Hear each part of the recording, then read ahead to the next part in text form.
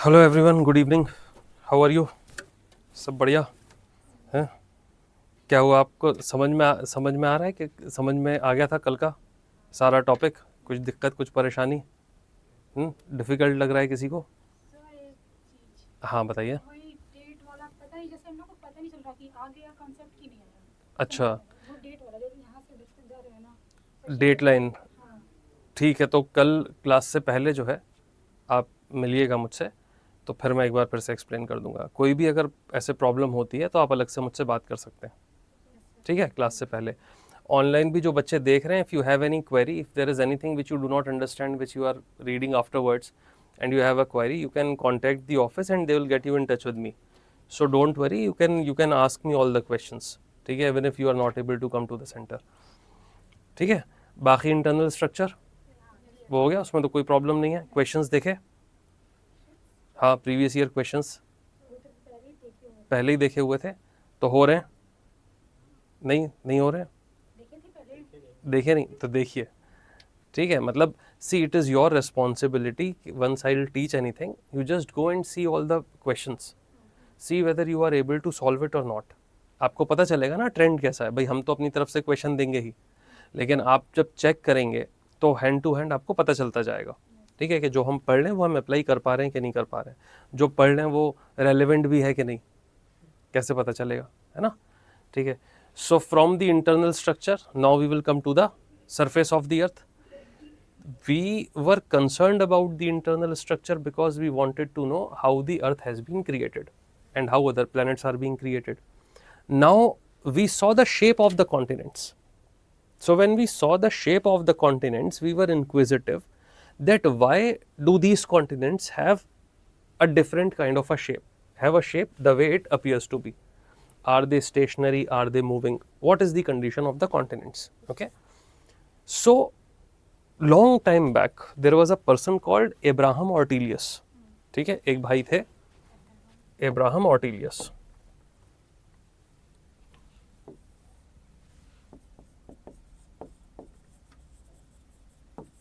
Okay, Abraham Ortelius is known as the father of modern atlas.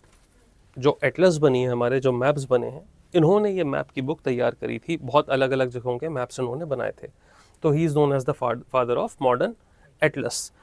तो जब ये maps draw कर रहे थे तो इन्होंने देखा कि जो शेप है कॉन्टिनेंट्स का, इट इज़ वेरी पेक्यूलियर, बहुत ख़ास, बहुत अजीब है। कैसा है कि कॉन्टिनेंट्स की जो बाउंड्री है वो एक दूसरे में जिक्सॉ फिट की तरह फिट हो रही है, ठीक है। अगर उनको नज़दीक लेके आए तो वो फिट हो जाएगी। अब इन्होंने जब देखा, बहुत पुरानी बात, 1500s की हम बात कर रहे हैं, जब 1500s में इन्होंने देखा तो इनको ऐसा लगा कि यार इस there is some probability that these continents might have been together, then they got broken and moved apart. भाई एकदम एग्जैक्ट सेम बाउंड्री कैसे होगी जब कोई चीज़ जुड़ी हुई हो? आप उसे तोड़ें और तोड़ के साइड में ले जाएं। कोई भी चीज़ टूटती है तो आप उसको जोड़ सकते हैं ना इस तरीके से। For example, if there is a plate और वो शैटर हो गई, टूट गई नीचे गिर के, तो आप उसके दोनों पीसेस को जोड़ेंगे तो वो एग्जैक्ट लाइन दिखेगी आपको। तो Abraham Ortelius was the first person to come up with this idea that there might be a possibility that the continents were together, then they moved apart. अब ये बहुत पुरानी बात हो गई यार। पीपल रिडिक्यूल्ड हिज आइडिया कि नहीं, ऐसा कुछ नहीं है। But he was not the only person. धीरे धीरे जैसे हमने ज्योग्राफी को समझा, जैसे जाना, जैसे हमारे वॉयजेस बढ़े, शिप्स एक जगह से दूसरी जगह गए, हमने वर्ल्ड को मैप करना शुरू किया। जब हमने वर्ल्ड को मैप करना शुरू किया तो there were other scientist also who said कि हाँ, there is a possibility that the continents have moved apart. Okay, लेकिन उनकी बात भी किसी ने नहीं मानी। क्यों नहीं मानी? दो रीजंस की वजह से नहीं मानी। पहला reason, they were not able to give a proper evidence कि भाई अगर टूटे तो उसका क्या एविडेंस है सिवाय इसके जिक्सॉ फिट के। दूसरी चीज, they were not able to give a proper force कि अगर टूट के साइड में हो गए हैं तो उसके पीछे फोर्स क्या लगी थी। That also they were not able to tell. अब इस बीच देखो होता क्या है कि when we study one subject, when we study one domain, हमारा जो ब्रेन है ना, वो जो प्रीवियस थ्योरीज दी होती हैं वो उनसे ज़्यादा डोमिनेट करता है।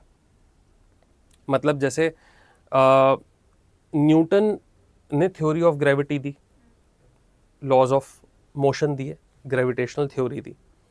तो जितनी भी फिजिक्स थी उसको हमने कहा न्यूटोनियन फिजिक्स, ठीक है, जिसको हम क्लासिकल फिजिक्स कहते हैं। तो जो भी हम लॉज ऑफ मोशन पढ़ते हैं, काइनेटिक्स पढ़ते हैं, जो आपने स्कूल में पढ़ी होगी, they are according to the Newtonian physics. फिर आइंस्टीन आया। आइंस्टाइन ने क्या कहा? आइंस्टाइन ने कहा कि यार ये जो लॉज न्यूटन ने दिए ना, ये अधूरे हैं, सही नहीं है। जो बड़े ऑब्जेक्ट्स हैं सिर्फ उन्हीं पे एप्लीकेबल है, जो फाइनर ऑब्जेक्ट्स हैं, सब एटॉमिक पार्टिकल्स हैं, वहाँ पे न्यूटोनियन फिजिक्स, क्लासिकल फिजिक्स काम नहीं करती। तो उसके लिए उन्होंने एक नया आइडिया दिया जिसको हमने कहा modern physics. Now when Einstein gave the idea of modern physics, all the physicists who were existing at that point of time, they opposed Einstein.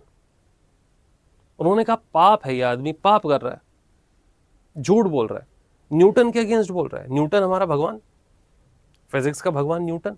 How can you come and say that what Newton is saying is incorrect? The whole world got divided into two parts. One world was pro Newton, the other world was pro Einstein. ये हद हो गई थी कि अगर कोई England का scientist अगर आइंस्टाइन की तारीफ कर देता था तो उसको गाली दे देते थे लोग कि न्यूटन वाले नहीं रहे तुम, इतना पाप, धर्म परिवर्तन, right? That sort of feeling was there. क्यों?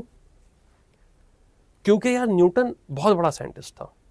न्यूटन कोई छोटा आदमी नहीं था। कभी टाइम रहेगा तो न्यूटन पे चर्चा करेंगे हम लोग। बहुत बड़ा आदमी था। तो उसने क्या कहा कि जब कोई इंसान किसी सब्जेक्ट के लॉज डिफाइन कर देता है तो हमारा जो ब्रेन है ना, we start thinking in that fixed domain, we are unable to think out of the box. तो sometimes you require a person from out of the field, जो उस फील्ड का ना हो, to think about something new, क्योंकि उसको ये loss पता ही नहीं है ना, उसको ये लॉस नहीं पता है। तो उसके लिए अभी जो विजन वो जो देख रहा है वो एक अलग तरीके से देख रहा है। कभी कभी ऐसा होता है ना कि हम घर डिज़ाइन करते हैं, अब हम सोच रहे हैं, एक लिमिट तक हम सोच पाते हैं, because we have got our own thoughts. वो प्रीवियस जो हम घर देखते हैं उसमें, तो हम कहते हैं क्या एक सेकेंड ओपिनियन ले लो, बोलते हैं। सेकेंड ओपिनियन वाला कोई बंदा आता है, वो देखता है और एकदम बिल्कुल नया ही पर्सपेक्टिव आपको देता है। होता है ना ऐसा? तो साहब ये सारे लॉस के साथ ये चीज़ चल रही थी। अब इब्राहम ऑर्टिलियस की बात के आगे जितने भी साइंटिस्ट थे उनकी बात सुन के एक बहुत बड़े ज्योग्राफर थे, उनका नाम था जेम्स दाना। ठीक है, ये नाम आपको बुक्स में, हाँ, एनसीईआरटी में आई थिंक नहीं दिया है, बाकी और बुक्स में भी। बहुत बड़े ज्योग्राफर थे जेम्स दाना। ओके, जेम्स दाना ने 1800s में, 1880 में एक लॉ दे दिया, एक थ्योरी दे दी। लॉ तो नहीं होगा ज्योग्राफी में, है ना, एक थ्योरी दे दी। उस थ्योरी को कहा गया परमानेंस थ्योरी। परमानेंस थ्योरी, ठीक है। आपको पता था परमानेंस थ्योरी? नहीं? अच्छा, आपने कॉन्फिडेंटली कहा हूँ, सुना है ये वर्ड? हाँ, तो ये सुना है वर्ड?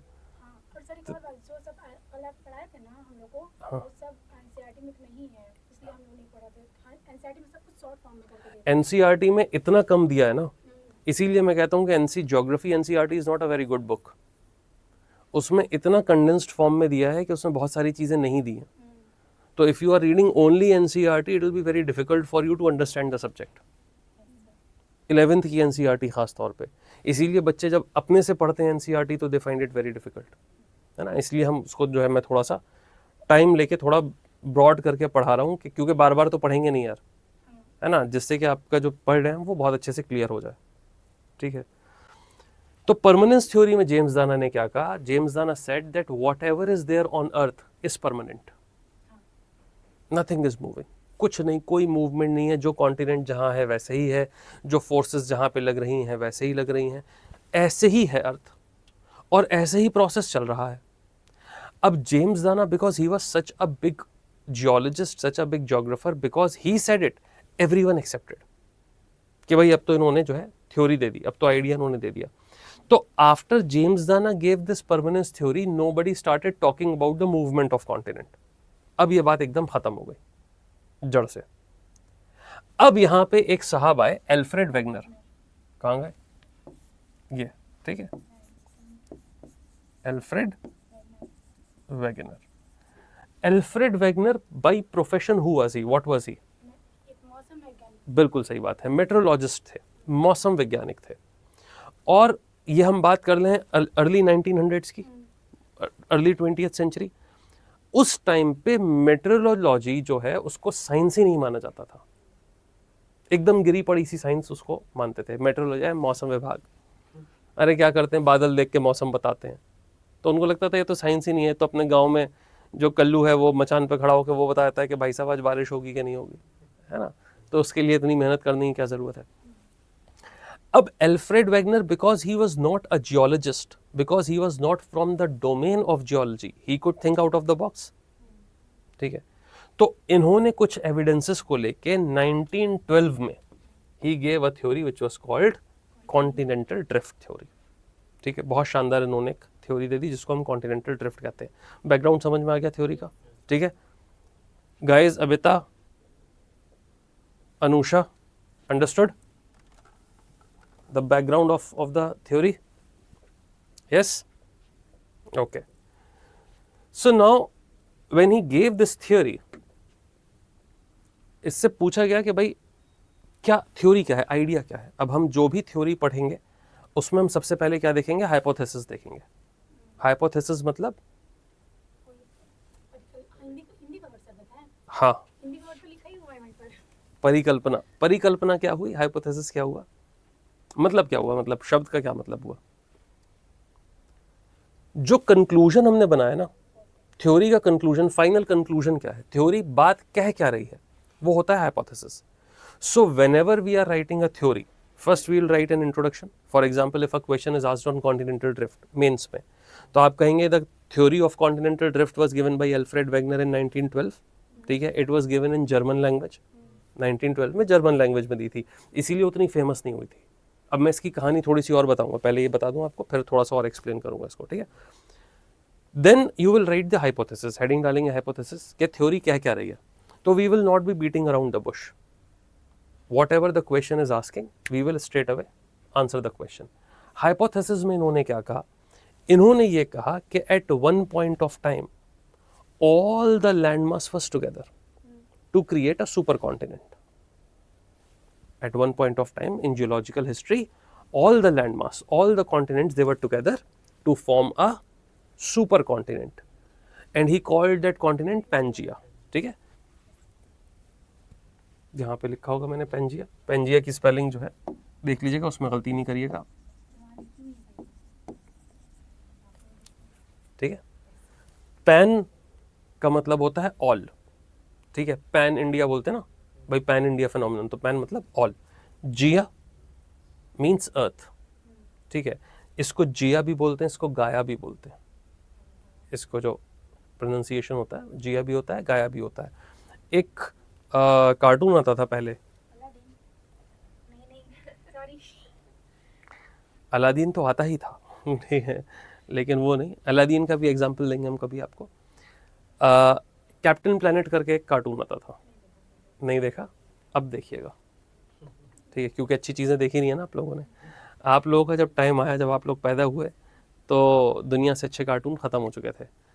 और ऐसे कार्टून अब आ गए हैं मार्केट में जिनका काम बच्चों को बेवकूफ़ बनाना है सिर्फ. ठीक है, दिमाग को स्पॉइल करना है. आजकल के जो कार्टून हैं उनका काम. उसका कारण ये है कि अब जो चीज़ बन रही है ना, वो हर चीज़ कमर्शियल बन रही है. समझिए इस चीज़ को, प्रॉफिट के लिए बन रही है. सर पहले एक कार्टून आता था, शायद मैंने यूट्यूब पे सुना था कि वो भविष्य की जो चीजें अभी हो रही हैं उनको. सिम्पसन, हाँ. सिम्पसन की बात कर रही हैं आप. दिखाता था कि पहले वो. हाँ, तो सिम्पसन जो है, सिम्पसन की बहुत सारी थ्योरीज चलती हैं सिम्पसन पे. और कुछ कार्टून्स, एनिमेशंस ऐसे हैं, देखो हम कार्टून किसको बोलते हैं, जो कैरिकेचर होता है ना, that is called a cartoon. तो हमको लगता है बच्चों के लिए, सारे कार्टून्स बच्चों के लिए नहीं होते हैं. एनिमेटेड मूवीज़ भी बनती है ना, सारी एनिमेटेड मूवीज़ बच्चों के लिए नहीं है. जब हम आगे जाके कोर कॉन्सेप्चुअल क्लासेस में जब मैं पॉपुलेशन आपको पढ़ाऊंगा, तब फिर मैं आपको और भी चीज़ें बताऊंगा. ठीक है, जैसे जापानीज एनिमे बनते हैं. एनिमे देखा है किसी ने, एनिमे देखते हैं? कौन सा? ठीक है, और जापानीज हिरोशिमा नागासाकी पे जो बॉम्बिंग हुई थी हाँ। उसके ऊपर एक बना था, उसका नाम नहीं याद आ रहा। ओके, मूवी थी कि कंप्लीट एनिमे था, सीरीज थी? मूवी टाइप का था। मूवी थी। सीरीज भी देखी। Death of fireflies. हाँ हाँ हाँ, वही है। Death of fireflies.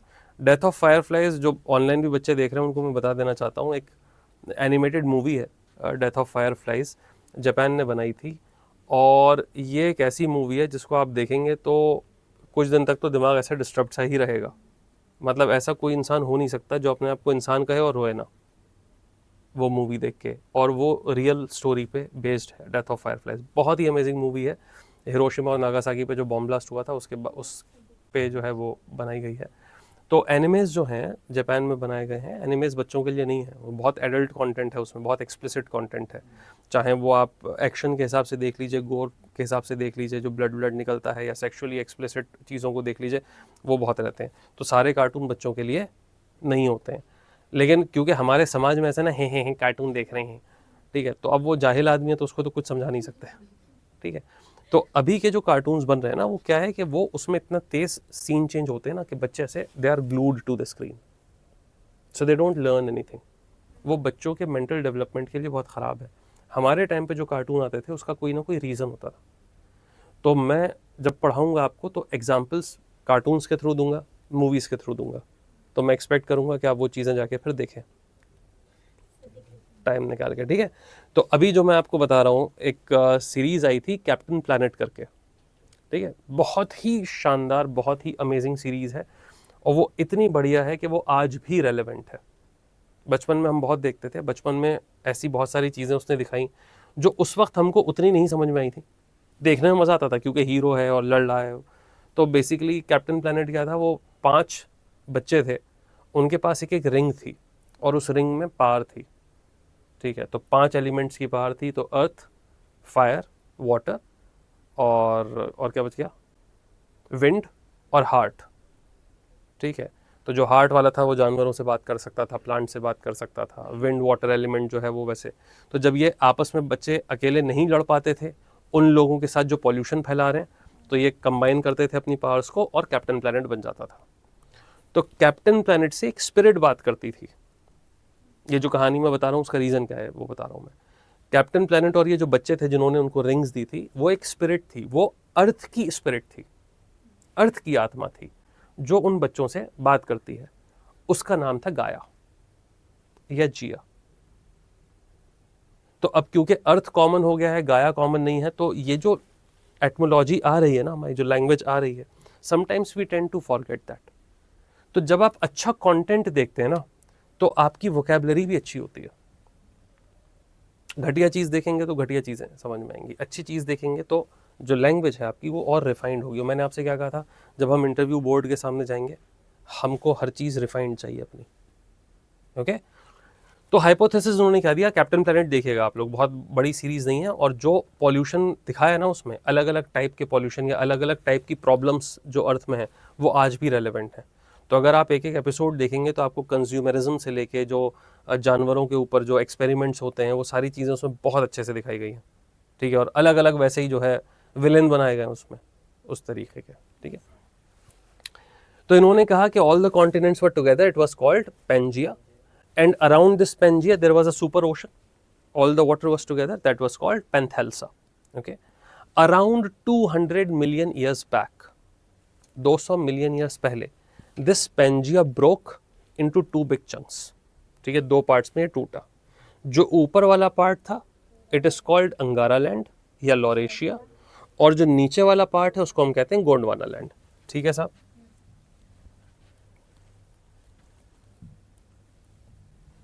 ऐसे, ठीक है। So all the land was put together at one point of time. अब ये जो है एक टाइम पे टूटी, let's say this was the land 200 million years back, it got broken into 2 chunks। ऊपर वाला हो गया अंगारा land and this is Gondwana land, and they drifted apart. Theory का नाम है कॉन्टिनेंटल ड्रिफ्ट, तो हम ड्रिफ्टिंग का शब्द यूज करेंगे यहाँ पे।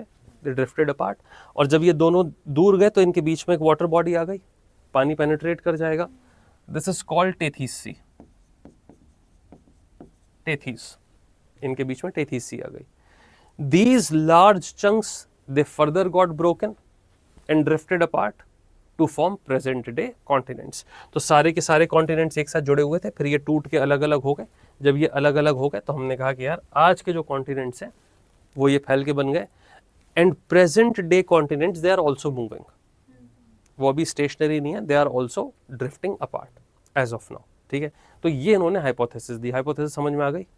ठीक है, तो ये हाइपोथेसिस जो है मैंने यहाँ स्लाइड में लिखी हुई है, तो ये आपको मिल जाएगी कि पैंजिया था, पैंथालसा था, 200 million years back it got broken into two parts which further got broken and drifted apart. अब बात तो इन्होंने कह दी कि continent was broken and it was started moving away. अब बड़ा सवाल क्या था कि भाई how are you saying that this has happened? You need to give the evidence, proper evidences. Okay, तो उसके लिए इन्होंने कुछ evidences दी. क्या क्या एविडेंस दी? एक एविडेंस दिया इन्होंने टिलाइट, या टिलाइट से पहले सबसे पहला एविडेंस जो है वो था जिग्सॉफिट. ये जो है यहाँ पे जिग्सॉफिट पहला पॉइंट होना चाहिए था. Evidence in support of the continental drift, the matching of continents. Jigsaw fit. Jigsaw puzzle खेला आप लोगों ने? What is a jigsaw puzzle? Picture होती है उसमें अलग अलग सपोर्ट बिल्कुल, एक पूरी पिक्चर होती है, उसको अलग अलग पीसेस में तोड़ देते हैं. When you put together all those pieces you get the entire picture, complete picture. That is called a jigsaw fit. ठीक है, तो हमने देखा कि यार अगर हम कॉन्टिनेंट्स के एजेस को देखें इस तरीके से, so the eastern coast of South America is almost an exact jigsaw fit into Africa. ठीक है, एंटार्क्टिका भी जाके अफ्रीका में मिलाओ तो मिल जाएगा. ये है मेडागास्कर, मेडागास्कर अफ्रीका में मिलाएं तो जाके मिल जाएगा. एटलस लेके आए आप लोग? वर्ल्ड मैप खोलिए, open the world map.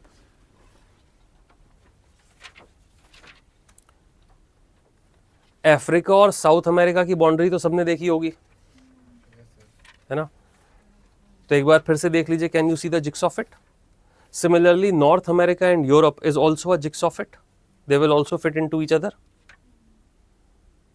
Online students, please, if you have an atlas, open your atlas and look at the map. है ना, मिल गया? इसमें एक बहुत peculiar चीज देखिए, आप मेडागास्कर को देखिए. See how Madagascar is fitting into Africa. How nicely Madagascar is fitting into Africa. है ना? ये कैसे बना, कैसे टूट का, ये हम बाद में डिस्कस करेंगे. तो जिग्सॉफिट, तो ये पहला एविडेंस है. अब देखो, अगर if Alfred Wegener had given only this evidence, only jigsaw fit, तो एल्फ्रेड वेगनर की बात अभी हम लोग नहीं कर रहे होते. क्यों नहीं कर रहे होते? Because this is one evidence which was given by many other scientist. Abraham Ortelius ने भी तो यही बात बोली थी. ठीक है, तो ये जिग्सॉफिट है, कोइंसिडेंस भी हो सकता है, हो भी सकता है. तो हमारी बात यहां पे नहीं रुकी. We wanted to know something further. फिर इन्होंने दूसरा एग्जाम्पल क्या दिया? इन्होंने कहा, ये मैं एनसीईआरटी के जो आपके टर्म्स हैं वो मैं बता रहा हूं. टिलाइट्स. ठीक है, टिलाइट हमको मिले. टिलाइट क्या होते हैं? गोंडवाना सिस्टम के जो सेडिमेंट्स हैं, इनके पार्ट जो है 6 डिफरेंट लैंड मासेस में हमको मिलते हैं. ओके, तो ये वाला जो मैप आप देख रहे थे, ये वाला मैप, हमने देखा कि ये जो पूरा पार्ट है, ये एक टाइम पे गोंडवाना लैंड का पार्ट हुआ करता था. जो अर्थ, ये अभी की अर्थ है, ये इक्वेटर के काफी साउथ में हुआ करता था. तो उसकी वजह से इस पूरे रीजन में आइस एज थी. एंटार्क्टिका में तो अभी भी आइस है. ठीक है, उसकी वजह से ये ग्लेशियल डिपॉजिट निकलते गए. ग्लेशियर समझते हैं? What is glacier? जमा हुआ जल. जमा हुआ जल तो बर्फ हो गया, आइस कैप हो गया. Glacier, ice cap. What is the difference between ice cap and a glacier?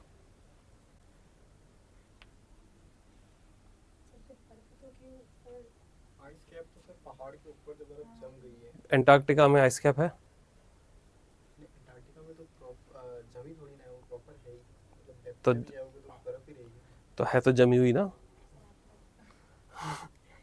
बर्फ तो जमी हुई होती है यार। सर नो इन्फॉर्मेशन है, गलत इन्फॉर्मेशन से अच्छा है नो हाँ? इन्फॉर्मेशन। किसी को पता है इधर online? Abita, Lalita, Anusha, what is the difference between an ice cap and a glacier? No, ice cap stationary होता है, अगर बर्फ जमी हुई एक जगह पे रुकी हुई है तो वो होता है आइस कैप। अगर बर्फ टूट के बहती हुई आती है नीचे, उसको ग्लेशियर कहते हैं। Moving ice is called glacier.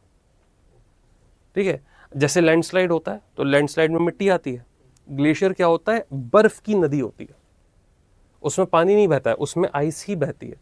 तो very slowly this ice is moving down the slope, that is called a glacier. तो जब हम इरोजन पढ़ेंगे आगे जाके एक्सटर्नल फोर्सेस में, तब मैं आपको ग्लेशियर के बारे में और डिटेल में बताऊंगा। तो जो ग्लेशियल डिपॉजिट्स होते हैं दे आर कॉल्ड टिलाइट। तो ये जो टिलाइट हैं ये गोंडवाना लैंड में हमको 6 अलग अलग कॉन्टिनेंट में मिले in different environmental zones. Tropical region में, टेम्परेट रीजन में, भाई अगर अंटार्कटिका में मिल रहा है टिलाइट तब तो कोई प्रॉब्लम नहीं है, लेकिन सेम टाइप का टिलाइट अगर 6 कॉन्टिनेंट में मिलेगा वो तो पॉसिबिलिटी नहीं है ना। बात समझ में आ रही है? इसका मतलब है कि ये सारे कॉन्टिनेंट एक जगह पे होंगे तभी सेम ग्लेशियर इस टिलाइट को अलग अलग कॉन्टिनेंट में लेके पहुंचा, इजंट इट? तो ये वाला एविडेंस समझ में आ गया? This is only possible if the continents are put together. Okay, any query? Is this evidence clear, guys? Yes? Okay, cool. तो फिर से बताने की जरूरत तो नहीं है ना। फिर आता है आपका third evidence which is प्लेसर deposits. प्लेसर deposits, देखो एनसीईआरटी में, क्योंकि मैंने एनसीईआरटी के टर्म्स लिए हैं इसलिए टर्म्स थोड़े डिफिकल्ट हैं। मैं जब वैसे पढ़ाता हूँ तो फिर मैं इतना डिफिकल्ट लैंग्वेज में नहीं पढ़ाता हूँ, थोड़ा ईजी कर देता हूँ इस चीज़ को। यहाँ पे जो पॉइंट हम एग्जाम में लिखेंगे ना, वो हम प्लेसर डिपॉजिट्स नहीं लिखेंगे, इसकी जगह हम लिखेंगे same type of resources found in different continents. Same type of resource found in different continents. अब प्लेसर डिपॉजिट हुआ क्या, ये बात क्या हुई? हमने देखा, इसका जो क्लासिक एग्जाम्पल है, हमने देखा कि gold is found in Africa and it is also found in south America. Africa में भी मिलता है और साउथ अमेरिका में भी मिलता है, but the source of that gold is in south America. Gold deposits वो अफ्रीका में भी हैं और साउथ अमेरिका में भी हैं, बट उनका जो सोर्स है वो साउथ अमेरिका में, साउथ अमेरिका में। ठीक है, अब इंपॉर्टेंट सवाल यह है कि इस बात का क्या मतलब हुआ, सोर्स का क्या मतलब है? ठीक है, तो देखो गोल्ड की अगर हम बात करते हैं तो gold is a pure mineral, pure metal है गोल्ड। प्योर मेटल का क्या मतलब है? वो बिना किसी चीज से रिएक्ट हुए अपने प्योर फॉर्म में नेचर में मिलता है। जैसे गोल्ड, जैसे बाकी मिनरल्स हैं वैसे गोल्ड है। तो पहाड़ में होगा गोल्ड? पहाड़ में होगा कहीं? होगा कि नहीं होगा? होगा ही, सारे पत्थर ही तो है एक टाइप का। मिनरल हम पहाड़ से ही तो निकाल रहे हैं। आयरन कैसे निकाल रहे हैं? We are cutting the mountains and taking out iron ore. We are cutting the mountains taking out bauxite, aluminium का और कॉपर का और। तो ये जितने भी और हमको मिलते हैं ये रॉक्स में मिलते हैं ना कहीं पहाड़ में मिलते हैं। उसी तरीके से गोल्ड मिलता है ना। डिफरेंस क्या है गोल्ड में और बाकी और ओर्स में? गोल्ड प्योर फॉर्म में मिलता है, जो बाकी ओर्स हैं they are not found in the pure form. तो हमको पूरी स्मेल्टिंग करनी पड़ती है, उसको प्योरीफाई करना पड़ता है। गोल्ड गोल्ड के जैसा ही दिखता है, आयरन और आयरन के जैसा नहीं दिखता, बॉक्साइट एल्यूमिनियम के जैसा नहीं दिखता। Iron ore is in red colour, iron का कलर रेड थोड़ी होता है, आयरन ऑक्साइड रेड कलर की होती है। ये बात समझ रहे हैं? ठीक है, तो साहब एक पहाड़ होगा मेन जो इस गोल्ड का सोर्स है main. So on this mountain you are finding gold deposits in their pure form, right? So if I'll come to this place and if I'll start mining, if I'll start breaking the rock, I'll get gold. अब अगर इस mountain से कोई river जा रही है, So this river will erode this mountain, and after erosion this river will take these deposits and it will deposit them somewhere in its journey. आगे जाके ये इसको जाके रेत डिपॉजिट कर देगी. तो अगर इस पहाड़ में गोल्ड है तो गोल्ड की ही सैंड जो है आगे जाके कहीं डिपॉजिट हो जाएगी. तो मैं यहां से भी गोल्ड एक्सट्रैक्ट कर सकता हूं कि नहीं? आपने बहुत सारी रील्स देखी होंगी आजकल वायरल हो रही हैं कि वो ऐसे रिवर जाती है, उसमें बड़ी सी ट्रे लेके ऐसे सैंड निकालते हैं, फिर उसको ऐसे क्लीन करते हैं, सैंड निकल जाती है और बीच में इतने से गोल्ड के पार्टिकल्स आ जाते हैं. ठीक है, वो जो सैंड में गोल्ड के पार्टिकल्स हैं, these are called placer deposits. ये हैं प्लेसर डिपॉजिट्स. ठीक है, अब स्टेटमेंट का मीनिंग समझ में आया. हमने क्या कहा? The source of gold is in south America and from the same source the gold is also found in Africa. अब साउथ अमेरिका और अफ्रीका के बीच में इतना बड़ा सा अटलांटिक ओशन है ना? तो क्या साउथ अमेरिका से ये गोल्ड बह के अफ्रीका पहुंच सकता है? No chance. There is no possibility that that can happen. That can only happen if at one point of time South America and Africa were put together and there was a river which was going from South America to Africa. तभी possible है. इसका मतलब the presence of placer deposits is telling that continental drift has happened. At one point of time Africa and South America were together. They got broken and moved apart. एकदम full proof evidence है कि नहीं है? ठीक है, ठीक है guys, ये समझ में आया आइडिया ऑफ प्लेसर डिपॉजिट्स.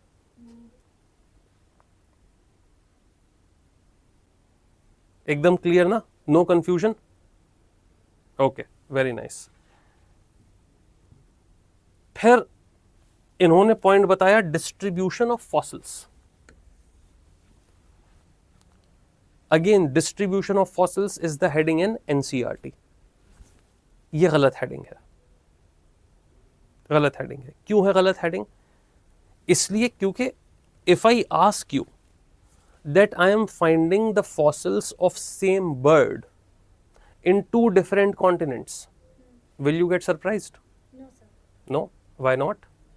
वो तो इधर से उधर जा ही सकते जा ही सकती है, उड़ ही सकती है. भाई बर्ड्स की मर्जी है. पंछी नदियां पवन के झोंके. हैं. टेरेस्ट्रियल लिखना चाहिए इसको. Very good. Fossils of same terrestrial animals found on different continents. This should be the point, evidence. लिख लीजिए, ये जो स्क्रिबल कर रहे हैं पॉइंट छोटे छोटे, जिससे कि आपको याद रहे. तो फाइंडिंग्स डिस्ट्रीब्यूशन ऑफ फॉसिल्स या सेम फॉसिल्स, ये कंप्लीट स्टेटमेंट नहीं हुआ. कंप्लीट स्टेटमेंट क्या होगा? Distribution of fossils of same terrestrial organisms in different continents. Distribution of the fossils of same terrestrial organisms in different continents. Okay. अब भाई अगर कोई फिश है, लेट्स से वेल है, वेल को लगे कि नहीं मुझे साउथ अमेरिका जाके मरना है, तो चली जाएगी, उसकी अपनी मर्जी. लेकिन अगर ऐसी इच्छा एलिफेंट को हुई, अफ्रीका के एलिफेंट को हुई कि नहीं मुझे तो वहीं पे जाके मरना है, तो is it possible for any terrestrial organism to swim across the ocean? हाथी तैर के साउथ अमेरिका पहुंच सकता है? पहुंच ही नहीं, कोई चांस ही नहीं है. बड़े से बड़ा ऑर्गेनिज्म, छोटे से छोटा ऑर्गेनिज्म ऐसा नहीं कर सकता. तो वहां पे हमको फॉसिल्स नहीं मिलेंगे. तो if I am finding the fossils of same terrestrial organisms in different continents, इसका मतलब ये है कि एक टाइम पे कॉन्टिनेंट्स जुड़े होंगे. At one point of time they were together so that these organisms could have travelled. तो हमको ऐसे बहुत सारे डायनासोर मिले जो चहलकदमी करते हुए इधर से उधर पहुंच चुके हैं. ठीक है, तो वो ये एविडेंस है. तो यहाँ पे जो है, अच्छा एक बड़ा कंटिगुअस एक लैंडमास है, इसका जो है एनसीईआरटी में जिक्र है, लेमोरिया करके. लेमोरिया जो रीजन है, लेमूर क्या होता है? सुना है लेमूर? वो है जिस एक बंदर type of. Very good. Monkey के जैसा एक ऑर्गेनिज्म होता है, बट मंकी नहीं है वो. उसका जो फेस है वो ऐसा रैट के जैसा होता है, बड़ी बड़ी सी उसकी आंखें होती हैं, और वो मेडागास्कर में ही मिलता है. लेकिन इसके फॉसिल्स बहुत जगह पे मिलते हैं. अब मेडागास्कर तो आइलैंड है, यहाँ से कहीं और तो जा ही नहीं सकता. तो क्योंकि इसके फॉसिल्स बहुत जगह पे मिलते हैं, 3 अलग अलग लैंड मासेस में मिलते हैं, जहां जहां लेमूर के फॉसिल्स मिलते हैं that complete region is called Lemuria, जहां पे एक पॉइंट पे लेमूर रहते होंगे, तभी तभी मिल रहा है। तो ये तभी पॉसिबल है these continents were together continuous. ठीक है, अब यहां पे मैं आपको एक और एग्जाम्पल देता हूं डिस्ट्रीब्यूशन ऑफ फॉसिल्स का। एक और फिनोमिनन हमने ऑब्जर्व किया, नया फिनोमिनन, वो अल्फ्रेड वेगनर ने नहीं बताया था, वो मैं आपको बता रहा हूं। Migration of species, migration of species, there are certain species जिनके माइग्रेशन के पैटर्न से भी हमको कॉन्टिनेंटल ड्रिफ्ट के बारे में पता चलता है। Okay, one such species is lemming. ये एग्जाम्पल मुझे बहुत इंटरेस्टिंग लगता है, इसलिए मैं बताता हूं। लिमिंग, सुना है टर्म आपने लिमिंग? नहीं। एक लोग पेट पालते हैं चूहे के जैसा, क्या बोलते हैं यार उसको, रोडेंट होता है एक, चूहे के जैसे हाँ क्यूट सा होता है बहुत। रैबिट होता है ना। अरे यार वो उसमें जो भागता रहता है गोल गोल व्हील के अंदर, हाँ सर। हैमस्टर, हाँ हैमस्टर होता है ना, हैमस्टर क्यूट सा। ठीक है, हैमस्टर भाई लोग, आप लोग जानते हैं हैमस्टर? Yes sir. अरे आपको तो बता ही दिया, हम भाई उससे भाई लोगों से पूछ रहे हैं। यस यस, हाँ। तो हाँ, हमारे आपके साथ और भी लोग बैठे हैं यहाँ पे हमारे साथ, एक क्लास ये एक क्लास ये। ठीक है, अब आप लोग तो ऐसे मुझे पता चल जाता है ना, इधर ये हूँ नहीं कर पाते ना, तो मुझे इसलिए मुझे यस यस पूछना पड़ता है। तो हैमस्टर के जैसा एक बहुत ही क्यूट सा रोडेंट होता है which is called lemming. Okay, now lemming is found in Europe as well as in North America. दोनों जगह पे लेमिंग मिलता है, लेकिन दो अलग अलग ब्रीड मिलती है, दो डिफरेंट ब्रीड मिलती है। इसका मतलब बहुत टाइम पे दूर हो गए होंगे। अब नॉर्थ अमेरिका में क्या देखा जाता है, एक फिनोमिनन देखा जाता है, let's say this is north America. अच्छा, ये फिनोमिनन भी कहाँ देखा मैंने, ये भी कार्टून में देखा। एक कार्टून आता था पहले, डकटेल्स, सुना है डकटेल्स? तो डकटेल्स बहुत बढ़िया, ये डिज्नी के जितने कार्टून्स थे वो बड़े सोच सूझबूझ के बनाए गए थे, ऐसे रैंडम नहीं थे। तो डकटेल्स में क्या है कि डकटेल्स के जो मेन कैरेक्टर हैं वो अंकल स्क्रूज हैं। डकबर्ग करके एक आइलैंड है, उसमें सारे कैरेक्टर जो हैं वो डक्स हैं, जैसे डोनाल्ड डक है ना, उनका भतीजा है डोनाल्ड डक।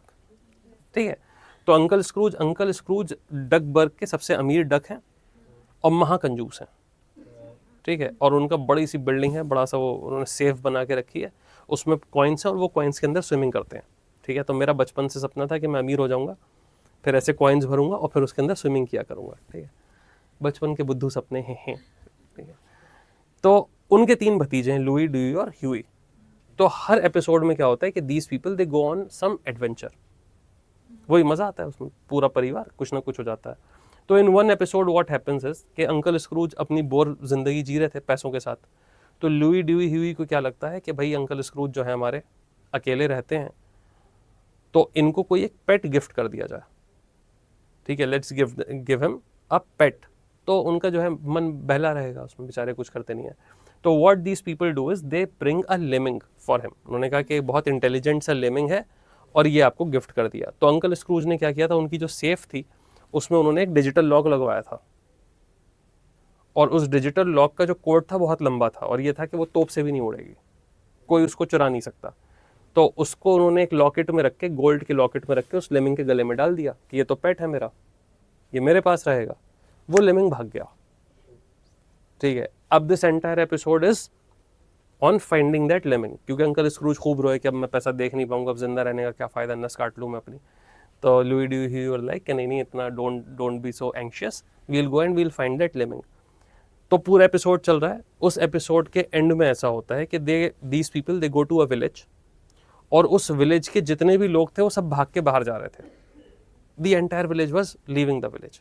ठीक है, और जो लोग भाग रहे थे वो क्या बोल रहे थे, they were saying lemmings are coming, lemmings are coming. ठीक है, ऐसे बोलते हुए और वो भाग रहे थे। तो हिंदी में क्या, लेमिंग्स आ रहे हैं, लेमिंग्स आ रहे हैं। ठीक है, ये करके वो भाग रहे थे। तो इन लोगों ने पूछा, देवर कंसर्न, उन्होंने कहा कि लेमिंग्स आ रहे हैं, what does this mean that lemmings are coming? So these villagers they told them कि every year all the lemming population, it comes to the village, it eats all the cheese that we have, and it jumps into the ocean. सारे लेमिंग आते हैं, जितना भी चीज़ है village में, they will eat that cheese and they will all jump into the ocean. अगर ocean में कूद जाएंगे तो फिर क्या होगा? ठीक है, एक बार नीचे जाएंगे फिर ऊपर जाएंगे। ठीक है, तो ये उन्होंने नहीं बताया, बच्चों का कार्टून था तो ये नहीं बताया। Now these people they got very concern, उन्होंने कहा कि यार अब तो हम चला गया, सारे लेमिंग्स मर जाएंगे। उसमें दिखाया कि सारे लेमिंग्स कूद के they get into the ocean. लेकिन इनका जो लेमिंग था वो बहुत इंटेलिजेंट था, ये तो स्टार्टिंग में बताई था, वो नहीं कूदा, वो बैठ के अपना कोने में चीज़ खा रहा था। तो इन लोगों ने जाके पकड़ लिया कि हाँ भाई कैच कर लिया, और फिर लॉकेट भी मिल गया, लेमिंग भी मिल गया, सब कुछ हैप्पी एंडिंग। अब प्रॉब्लम यहाँ पे ये हुई यार कि ये जो कार्टून है ये मैंने देखा था जब मैं बहुत छोटा था। सन कहते हैं 500 BC शॉर्ट्स, ठीक है, आपने जब देखा जब मैंने देखा था ऐसे 500 BC में। ठीक है, मैं बहुत पुराना हूँ मैं। ठीक है, मुझे बहुत ख़राब लगा था, मेरा डायनासोर मरा था पेट, मुझे बहुत I was felt very bad. ठीक है, तो ये तब देखा मैंने। अब कुछ चीज़ें होती हैं ना जो बचपन में दिमाग में बैठ जाती हैं। तो I was reading a book on continental drift long time back. ठीक है, अपनी तैयारी के बाद की बात मैं बता रहा हूँ। तो मैं वो बुक पढ़ रहा था और उस बुक में लिखा था कि one of the evidences of continental drift is the migratory pattern of lemming. ये जो इंसिडेंट यहाँ पे दिखाया इन्होंने कि सारे लेमिंग्स जाते हैं और अटलांटिक ओशन में कूद जाते हैं, ये रियलिटी है। लेमिंग पॉपुलेशन, जो एडल्ट लेमिंग पॉपुलेशन होती है वो बड़ी होती है, वो भागते भागते जाती है ईस्टर्न कोस्ट की तरफ और अटलांटिक ओशन में कूद जाती है। अब जितने भी साइंटिस्ट हैं, present modern scientist, they are unable to explain this behaviour because this is weird. Why is this weird? Because no other animal in the entire world has a tendency to commit suicide.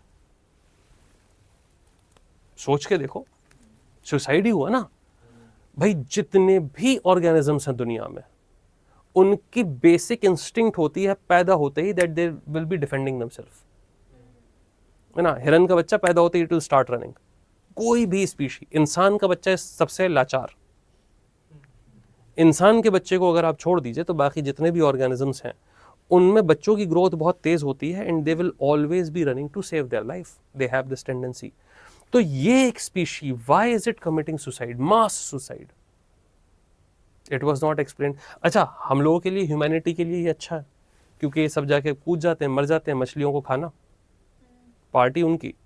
और अगर ये continent पे रहेंगे तो we will have to kill them, क्योंकि अनाज खा जाएंगे फिर ये सारा। भाई आप जो वेजिटेरियन और वीगन लोग, वेजिटेरियन तो अच्छे लोग होते हैं, वीगन की अगर हम बात करें जो अल्ट्रा वो होते हैं, तो वीगनिज्म अभी नया मॉडर्न अमीरों का नया चोचला है ना यार। वीगनिज्म में जितने जानवरों की मौतें होती हैं उतनी किसी चीज़ में थोड़ी होती हैं। आप आलमंड मिल्क पीते हैं क्या? कैलिफोर्नियन आलमंड्स का आलमंड मिल्क आ रहा है, हम तो वीगन हो गए हैं। ये जो कैलिफोर्निया के आलमंड्स का मिल्क आ रहा है, 90% आलमंड जो उगते हैं वो कैलिफोर्निया में उगते हैं, अच्छी क्वालिटी के बादाम। उनको फर्टिलाइज कराने के लिए, बादाम के जो फूल निकलता है उसको फर्टिलाइज कराने के लिए हनी भी चाहिए। तो बहुत सारी हनी भी कैलिफोर्निया लेके जाते हैं लोग। मधुमक्खी पालन होता है ना, एपी कल्चर होता है, तो लेके जाते हैं और दिन रात उन मधुमक्खियों से फर्टिलाइज करवाते हैं, क्योंकि अगर वो फर्टिलाइज नहीं करेंगी तो क्रॉप नहीं होगी। उस चक्कर में 40 to 50% हनी बीज दे डाई ऑफ एक्सर्शन। क्यों? क्योंकि आपको कैलिफोर्नियन आलमंड्स का मिल्क पीना। ऐसे ही जब फार्मिंग करता है तो ये जितने रोडेंट्स होते हैं भाई, ये तो फसल खराब कर देंगे ना। तो रैट हो, खरगोश हो, ठीक है, और जितने भी रोडेंट्स होते हैं, फार्मर मेढक हो, वो सबको मारते हुए चलता है, वो हमको नहीं दिखता है ना। तो हमारी जो जीव हत्या का जो कॉन्सेप्ट है ना, वो एस्थेटिक बेस्ड है। कोई चीज़ अगर खूबसूरत है तो उसकी मौत पे हमको अफसोस होता है, कोई चीज़ अगर खूबसूरत नहीं है हमारे एस्थेटिक्स के चलते हुए, उसकी मौत का हमको अफसोस नहीं होता है। कोई चप्पल उठा के छिपकली मार दे, आपको इतना ख़राब नहीं लगेगा। बटरफ्लाई मार दे तो रो देगा आदमी, कॉकरोच मार दे तो नहीं रोएगा। कॉकरोच और बटरफ्लाई हैं दोनों इंसेक्ट, बट हमारी सेंसिटिविटी एस्थेटिक्स पे चल रही है ना। तो साहब ये जो लेमिंग्स हैं, लेमिंग्स की पॉपुलेशन अगर खुद से नहीं मरती तो जो फार्मर्स हैं वहाँ पे नॉर्थ अमेरिका में, उनको मारना पड़ता। तो ये तो एक तरीके से बून हो गया। रिसर्च नहीं हो पाया। अब वही है ना कि ये जो टेंडेंसी थी ये नेचुरल नहीं है। तो अब जो साइंटिस्ट हैं उनका क्या बिलीफ है? उनका ये बिलीफ है कि these lemmings they are moving in with their ancient path of migration. So these lemmings they used to move towards east, और ये नॉर्थ अमेरिका से यूरोप में एंटर कर जाते थे। पर पानी आ गया तो पूछ जाता। अब पानी आ गया है, ये इनको बताया नहीं किसी ने। वापस जाएंगे तो घर पे बताएंगे, बट ये तो मर गए। लेमिंग सोचते होंगे ना, जा रहे हैं अभी ये कहीं दूर जन्नत, ठीक है, हब बच्चे को बता के बेटा तुम भी आना। तो these lemmings are following their natural path which they have been following from centuries, thousands of years, millions of years. But now because there is a water body, तो it is estimated कि continental drift का ये भी एक बहुत अच्छा example है। हाँ, माइग्रेशन ऑफ स्पीशीज। ये लोग जाते क्यों हैं? माइग्रेट करना होता है ना, सीजनल माइग्रेशन होता है, तो ब्रीडिंग के बाद फूड को ढूंढने के लिए जाते हैं। स्पीशीज माइग्रेट इसीलिए करती हैं। इतने टाइम में तो इनको चेंज हो जाना चाहिए। नहीं हुआ ना, तो बताने वाला वापस बचा ही नहीं। देखो नहीं, पॉइंट ये है कि ये तो रियलिटी है ना। हम क्या करते हैं, देखो नेचुरल साइंसेस क्या है, नेचुरल साइंसेस में we don't predict. Natural science में first we find a fact, once we know a fact we try to explain it. This is what happens in natural sciences. For example geography, geography में अगर कहीं पे mountain नहीं है तो आप मुझसे ये नहीं पूछेंगे कि सर यहां माउंटेन क्यों नहीं है। That is not a question कि यहां माउंटेन क्यों नहीं है। जहां माउंटेन है वहां आप ये सवाल पूछेंगे कि यहां कैसे है। Isn't it? For example ozone layer atmosphere में है, आप मुझसे ये पूछ सकते हैं कि सर यहीं पे क्यों है। पूछ सकते हैं कि सर स्ट्रेटोस्फेयर में ओजोन लेयर क्यों है, मैं आपको बता दूंगा कि बेटा यहां पे क्यों है। जहां नहीं है वहां थोड़ी पूछ सकते हैं कि सर यहां पे क्यों नहीं है। अब नहीं है तो नहीं है भाई साहब, right? So in natural sciences, first we find the fact, then on scientific basis we try to explain that fact कि हाँ ये possibility है, नहीं भी हो सकती। हो सकता है आगे जाके हमको कोई और चीज़ पता चल जाए, हो सकता है कि चेंज भी तो हो सकती है। चेंज भी हो सकती है, लेकिन इतने टाइम से चल रही है, हमारे लाइफ टाइम में होना मुश्किल है। हाँ, लेमिंग अभी तक सुसाइड कर रहे हैं, वही तो मैंने बताया, अभी भी जाके जो है ये कूद जाते हैं उधर। पर इनका भी स्पेसिफिक टाइम होता होगा। हाँ, स्पेसिफिक टाइम होता है, स्पेसिफिक सीजन होता है, सबको पता है कि हाँ इस टाइम आएंगे। हर चीज़ का माइग्रेशन का और ब्रीडिंग का सीजन होता है ना अपना, इनका भी है। सर इनको फोर्सफुली रोका जाए तो तो क्यों करना क्यों है? लेमिंग को बंद कीजिए आगे बढ़ाइए। इतने मरते हैं लेकिन खत्म नहीं हो रहे। पैदा करके मरते हैं ना, दे ब्रीड एंड दे रन, वैसा है। ये उनके लाइफ साइकिल का हिस्सा बन गया। ठीक है, चलिए, तो ये समझ में आ गया एविडेंसेस। और भी एविडेंसेस हैं कॉन्टिनेंटल ड्रिफ्ट के, लेकिन फिर वो थोड़ा सा बियॉन्ड है, तो उसको हम चर्चा नहीं करेंगे अभी उसकी। ओके, अब पॉइंट ये है कि all these evidences makes a lot of sense now. Evidences तो सारे पक्के हैं, चाहे हमारे रिसोर्सेज का मिलना हो, फॉसिल्स का मिलना हो, एजेस की बात हो, सेडिमेंट्स की बात हो, सेम टाइप ऑफ रॉक्स, ये सारी चीज़ें हमको मिल रही हैं। अब बड़ा क्वेश्चन आया एल्फ्रेड वेगनर के सामने कि if these continents have moved, then what are the forces behind that movement? इतने बड़े बड़े कॉन्टिनेंट अगर मूव कर रहे हैं तो कौन सी फोर्स इनको मूव कर रही है? तो Alfred Wegener in order to explain this he gave two forces. ठीक है, एक फोर्स को इन्होंने कहा polar fleeing force, polar fleeing force which was because of the rotation of the earth, और दूसरी फोर्स को इन्होंने कहा equatorward force which is tidal force. एक वेस्टवर्ड, इक्वेटर वर्ल्ड हो गई पोलर फ्लीइंग, और ये हो गई वेस्टवर्ड। तो इन्होंने कहा कि कॉन्टिनेंट्स या तो इक्वेटर की तरफ जा रहे हैं, पोलर फ्लीइंग है मतलब पोल से दूर जा रहे हैं, या फिर वेस्ट की तरफ जा रहे हैं, ईस्ट टू वेस्ट मूव कर रहे हैं। So for the westward movement the force which is responsible is tidal force, and for the equator world movement the force which is responsible is the rotation of the earth। अब इन दोनों forces को एक एक करके समझते हैं। ठीक है, अगर मैं फर्स्ट फोर्स की बात करूं, पोलर फ्लीइंग या इक्वेटर वर्ल्ड फोर्स, तो earth is bulging from the equator, ये तो हम लोगों ने डिस्कस किया है कि अर्थ का जो इक्वेटर है, जो डायमीटर है, वो इक्वेटर पे थोड़ा सा ज़्यादा है और पोल पे थोड़ा सा कम है, स्लाइटली फ्लैट। क्यों है ऐसा? रोटेशन की वजह से, क्योंकि बहुत तेज़ अर्थ रोटेट कर रही है। आपने देखा होगा, अगर आपने कोई स्पोर्ट्स आप देखते हैं, टेनिस देखा है टेनिस कभी? टेनिस में अगर बॉल को स्पिन किया जाए, स्पिन करते ना साइड से, अगर स्पिन किया जाए तो बॉल जब बहुत तेज़ रोटेट करती है, उसको अगर ध्यान से आप देखें कैमरे में, तो इट बिकम्स एलोंगेटेड, होता है ना। वो एलोंगेटेड क्यों हो जाती है? क्योंकि वो इतना तेज़ रोटेट कर रही है कि सेंट्रीफ्यूगल फोर्स की वजह से वो ऐसे स्ट्रेच हो जाती है। तो उसका जो मास है, उस मास की टेंडेंसी होती है कि वो बाहर की तरफ जाए, होती है ना सेंट्रीफ्यूगल फोर्स। किसी भी चीज़ को रोटेट करेंगे तो ऐसा होगा। तो इन्होंने कहा, एल्फ्रेड वेगनर ने कहा कि because of the centrifugal force of the earth, because the earth is rotating on its axis, उसमें इतनी ज़्यादा सेंट्रीफ्यूगल फोर्स है that the continents are moving towards the equator. ये बात इन्होंने बोली। मेक सेंस है ना? थोड़ा बहुत सेंस समझ में आ रहा है? ये पॉइंट समझ में आया guys? First force, why the continents are moving equatorward according to Wegener. Yes, सब लोगों को ठीक है। तो ये एक फोर्स हो गई। दूसरी फोर्स इन्होंने कही कि tidal force of moon and sun. Because of the tidal force of moon and sun, the continents are moving westward, west की तरफ जा रहे हैं। अब ये टाइडल फोर्स होती क्या है, ये मैं आपको अभी नहीं बताऊंगा कि टाइडल फोर्स क्या होती है। जब मैं आपको टाइड्स पढ़ाऊंगा तब मैं आपको टाइडल फोर्स बताऊंगा।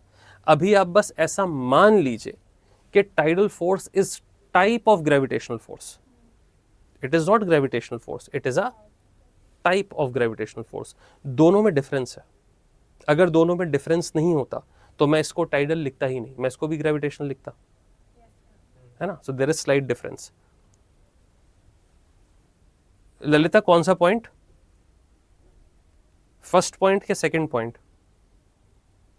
पहला पॉइंट। पोलर फ्लीइंग फोर्स या इक्वेटर वर्ड कैसे चलेगी? अर्थ रोटेट कर रही है ना अपनी एक्सिस पे, तो because the earth is rotating on its axis, तो उसमें एक सेंट्रीफ्यूगल फोर्स लगेगी, आउटवर्ड फोर्स। तो जितने भी कॉन्टिनेंट्स हैं उनका वेट है, उनका कुछ मास है, तो उनका जो वेट है वो सेंट्रीफ्यूगल फोर्स की वजह से इक्वेटर की तरफ सारे कॉन्टिनेंट्स जो हैं आते जा रहे हैं, एक्सट्रैक्ट होते चले जा रहे हैं। ऐसा इन्होंने बोला एल्फ्रेड वेगनर ने। ठीक है, ओके, ठीक है। अब ये टाइडल फोर्स को समझिए। लेट्स से ग्रेविटेशनल फोर्स है, तो ग्रेविटेशनल फोर्स क्या कर रही है? कोई चीज़ अगर रोटेट हो रही, ऐसे हो रही है, तो ग्रेविटेशनल फोर्स उसको, उस ऑब्जेक्ट को पकड़ने की कोशिश करेगी। ठीक है, ये बिल्कुल वैसे ही है कि मैं मेटल की एक बॉल को रोटेट करूं। अगर मैं मेटल की बॉल को रोटेट कर रहा हूं और इस मेटल की रोटेटिंग बॉल के पास if I am taking a magnet, what will happen? The magnetic force, magnetic field will try to stop the rotation of the ball. Metal की बॉल है तो मैग्नेटिक फील्ड क्या करेगा? उसको होल्ड करने की कोशिश करेगा। तो आपको पता है कि अर्थ के ऊपर टाइड्स आती हैं, है ना। तो टाइड क्यों आती हैं? क्योंकि ग्रेविटेशनल पुल जो है वो पानी को अपनी तरफ खींच रहा है। Gravitational pull is trying to pull the water from the surface of the earth. तो Alfred Wegener said that in a similar way, the way gravity is pulling the water from the surface of the earth, in a similar way gravity must be pulling the continents also. अगर पानी को खींच रही है तो continent को भी खींचेगी। अब अर्थ कैसे मूव कर रही है? Earth is moving from west to east. तो अगर earth west to east move कर रही है और लेट्स से ये जो सामने कैमरा है दिस इज मून, तो जब ये कॉन्टिनेंट मून के सामने होगा तो मून क्या करेगा? मून की ग्रेविटी इस कॉन्टिनेंट को पकड़ने की कोशिश करेगी, स्लो करने की कोशिश करेगी। अब अगर अर्थ रोटेट ही करती रहे, अर्थ रोटेट कर रही है, तो मून क्या करेगा? मून इस कॉन्टिनेंट को पकड़ने की कोशिश करेगा। अब अगर अर्थ नहीं रुकी, आगे बढ़ी, तो ये जो कॉन्टिनेंट है इसकी टेंडेंसी होगी कि धीरे धीरे पीछे हो, है ना। तो as the earth is moving from west to east, the continent will slowly tend to move towards west. ऐसा इन्होंने बोला, मैं नहीं बोल रहा हूं ऐसी बात, इन्होंने बोला, वेगनर ने बोला। क्यों? मैं अभी गलत भी तो साबित करना है ना इनको, मुझे क्रिटिसाइज भी तो करेंगे। तो Wegener said that because of the tidal pull, because of that force, the continents are moving towards west. ये दोनों फोर्सेस समझ में आ गई? ठीक है। अब बात तो इन्होंने कही अपनी सोच के हिसाब से, ठीक, but this is what is the criticism of Alfred Wegener. यही एल्फ्रेड वेगनर का क्रिटिसिज्म बन जाता है। क्यों क्रिटिसिज्म बन जाता है? Alfred Wegener was unable to explain the forces of continental drift correctly. क्यों? इसलिए क्योंकि देखो, कॉन्टिनेंट जो है वो एक कोई छोटी चीज नहीं है यार। कॉन्टिनेंट बहुत मासिव ऑब्जेक्ट है, बहुत बड़ा ऑब्जेक्ट है, उसका बहुत ज्यादा वेट है।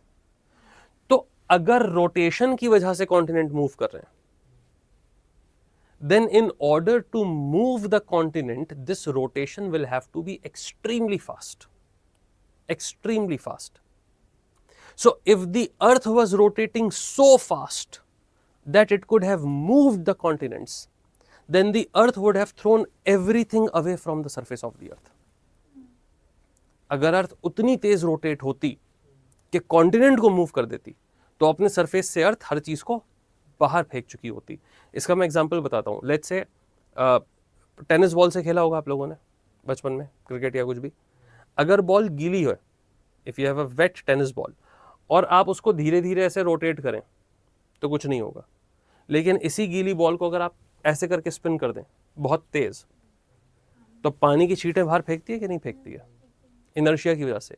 तो अगर रोटेशन बहुत तेज होगा तो उसके ऊपर की जो भी चीज होगी it will be thrown out. Same thing would have happened to the earth. तो अर्थ उतनी तेज तो रोटेट कर नहीं रही है। हम लोग अभी भी सरफेस के ऊपर है, पानी अभी भी सरफेस के ऊपर है। It means the first force is not correct, है ना? तो चाहे तो इस बात को लिख लीजिए।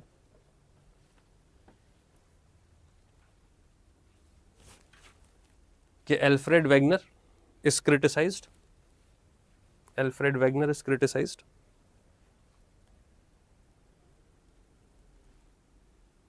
as he was unable. Alfred Wegener is criticized as he was unable to explain the forces.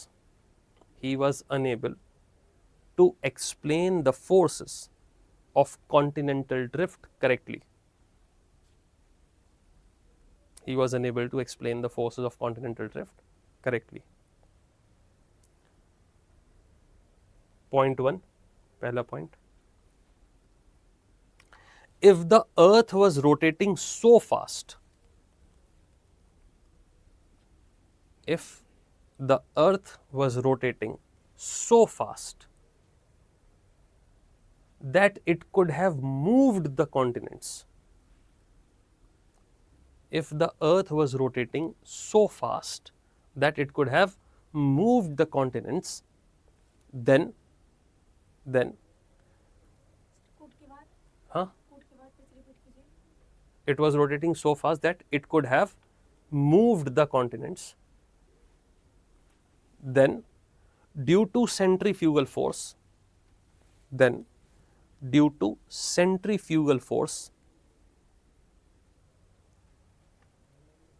it would have thrown everything into the space.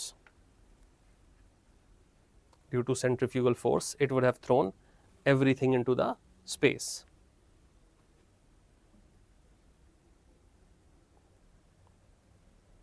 As this has not happened,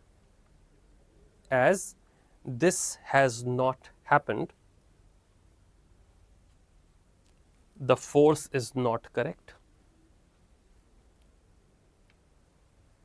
As this has not happened, the force is not correct. Point clear हो गया है पहला वाला? भाई online सब लोगों को, is this point clear? Why this force is not correct? Yes? Okay. Now next point, tidal force. Tidal force के साथ क्या प्रॉब्लम है? हमने क्या कहा कि यार अर्थ रोटेट कर रही है और टाइडल फोर्स ने पकड़ लिया इसको, कॉन्टिनेंट को, तो अब अर्थ रोटेट कर रही है तो कॉन्टिनेंट पीछे की तरफ मूव कर रहा है। तो इतने बड़े कॉन्टिनेंट को मूव करने के लिए जो टाइडल फोर्स चाहिए वो इतनी ज्यादा इंटेंसिटी की चाहिए कि अगर उतनी फोर्स होती तो वो अर्थ के रोटेशन को ही रोक देती, है ना? जैसे मैंने आपको मैग्नेटिक फील्ड का एग्जांपल दिया, तो अगर मेटल की बॉल रोटेट कर रही है और मैं एक हाई इंटेंसिटी मैग्नेट उसके पास लेके जाऊं, तो मैग्नेटिक फील्ड क्या करेगा? उसको ग्रिप कर लेगा ना, उसके रोटेशन को रोक देगा। तो इफ अर्थ इज रोटेटिंग और टाइडल फोर्स उसका कॉन्टिनेंट को तोड़ के पीछे की तरफ लेके जा रही है, तो अर्थ वुड हैव स्टॉप्ड। तो रुक गई है क्या अर्थ? नहीं, अर्थ अभी भी रोटेट कर रही है, it means this force is also incorrect.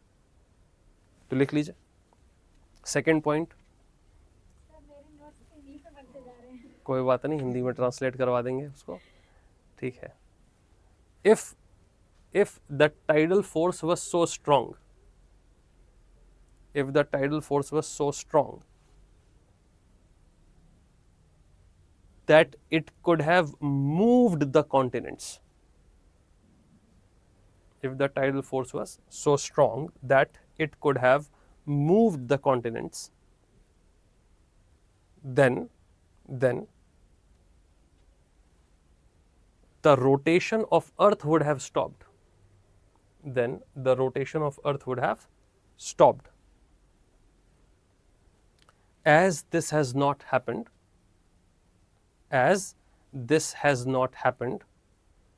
the force is not correct. As this has not happened, the force is not correct.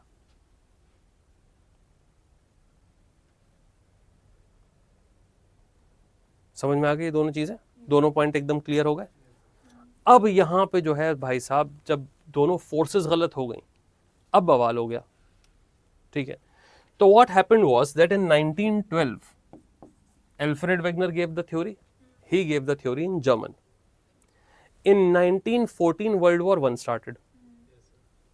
Timeline देखें हम, अब जब 1914 में वर्ल्ड वॉर 1 स्टार्ट हो गई, then all the scientific community it stopped.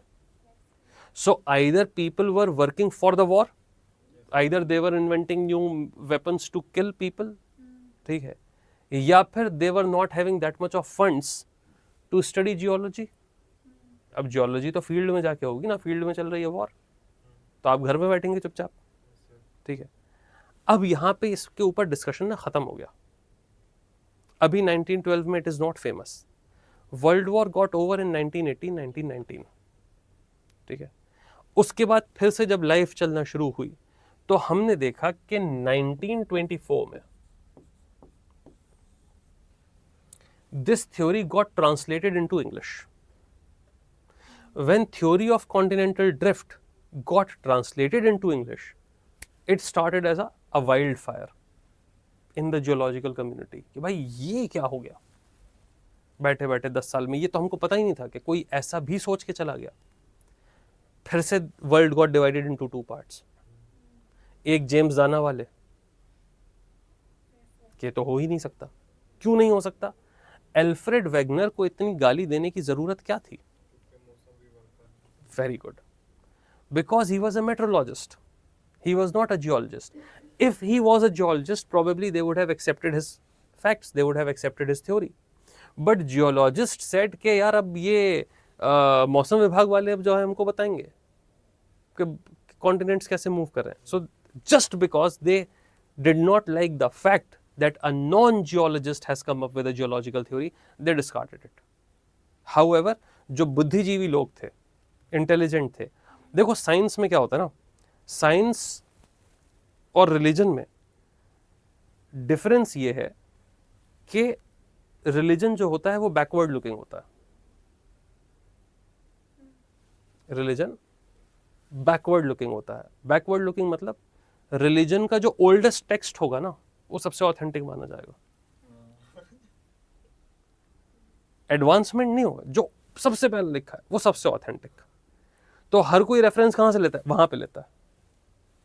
और इसमें क्या होता है, इसमें अगर आपको गलत प्रूफ कर दिया जाए तो बहुत खराब लगता है.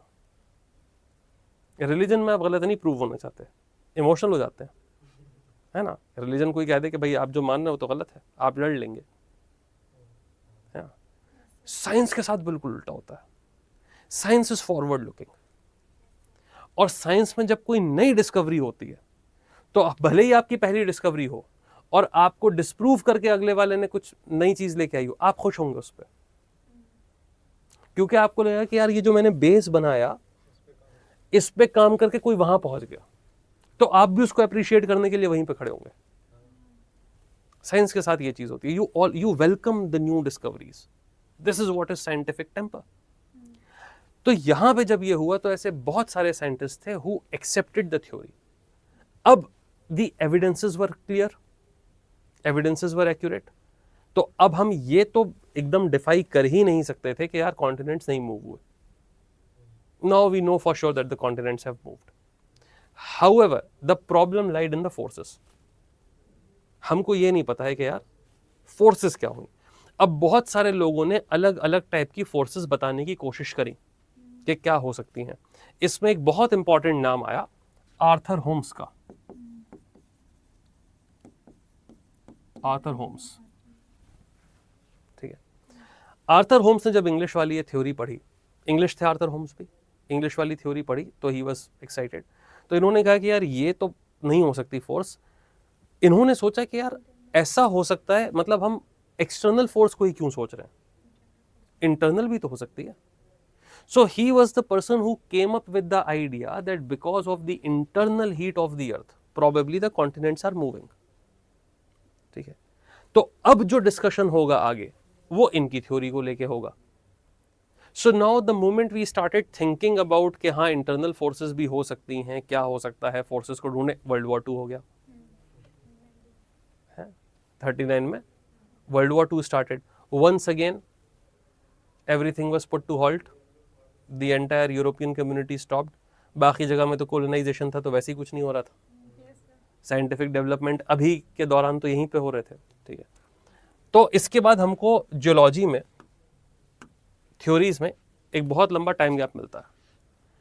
अब ये करीब 30 इयर्स के बाद अब नेक्स्ट थ्योरी आएगी हमारी, जो हमारी कहानी को आगे लेके जाएगी, which is sea floor spreading. Sea floor spreading, ठीक है। तो ये this is the second theory.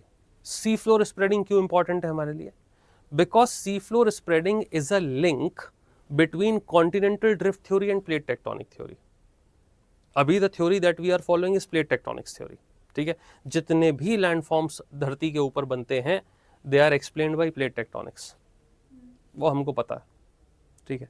तो उसमें तो कोई डाउट है ही नहीं, ओके, तो वो हम कर सकते हैं। लेकिन इसका जो लिंक था, जो ब्रिज था, वो ये थ्योरी थी। अब ये कहाँ से आई? Who gave this theory? Who gave the theory of sea floor spreading? Sir M से कुछ नाम था क्या? नहीं, वो प्लेट टेक्टोनिक्स वाले का था। सी floor spreading was given bye Harry हेस।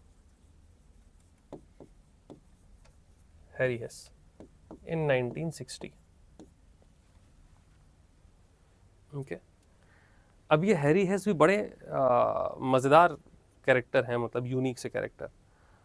What was he by profession? Navy.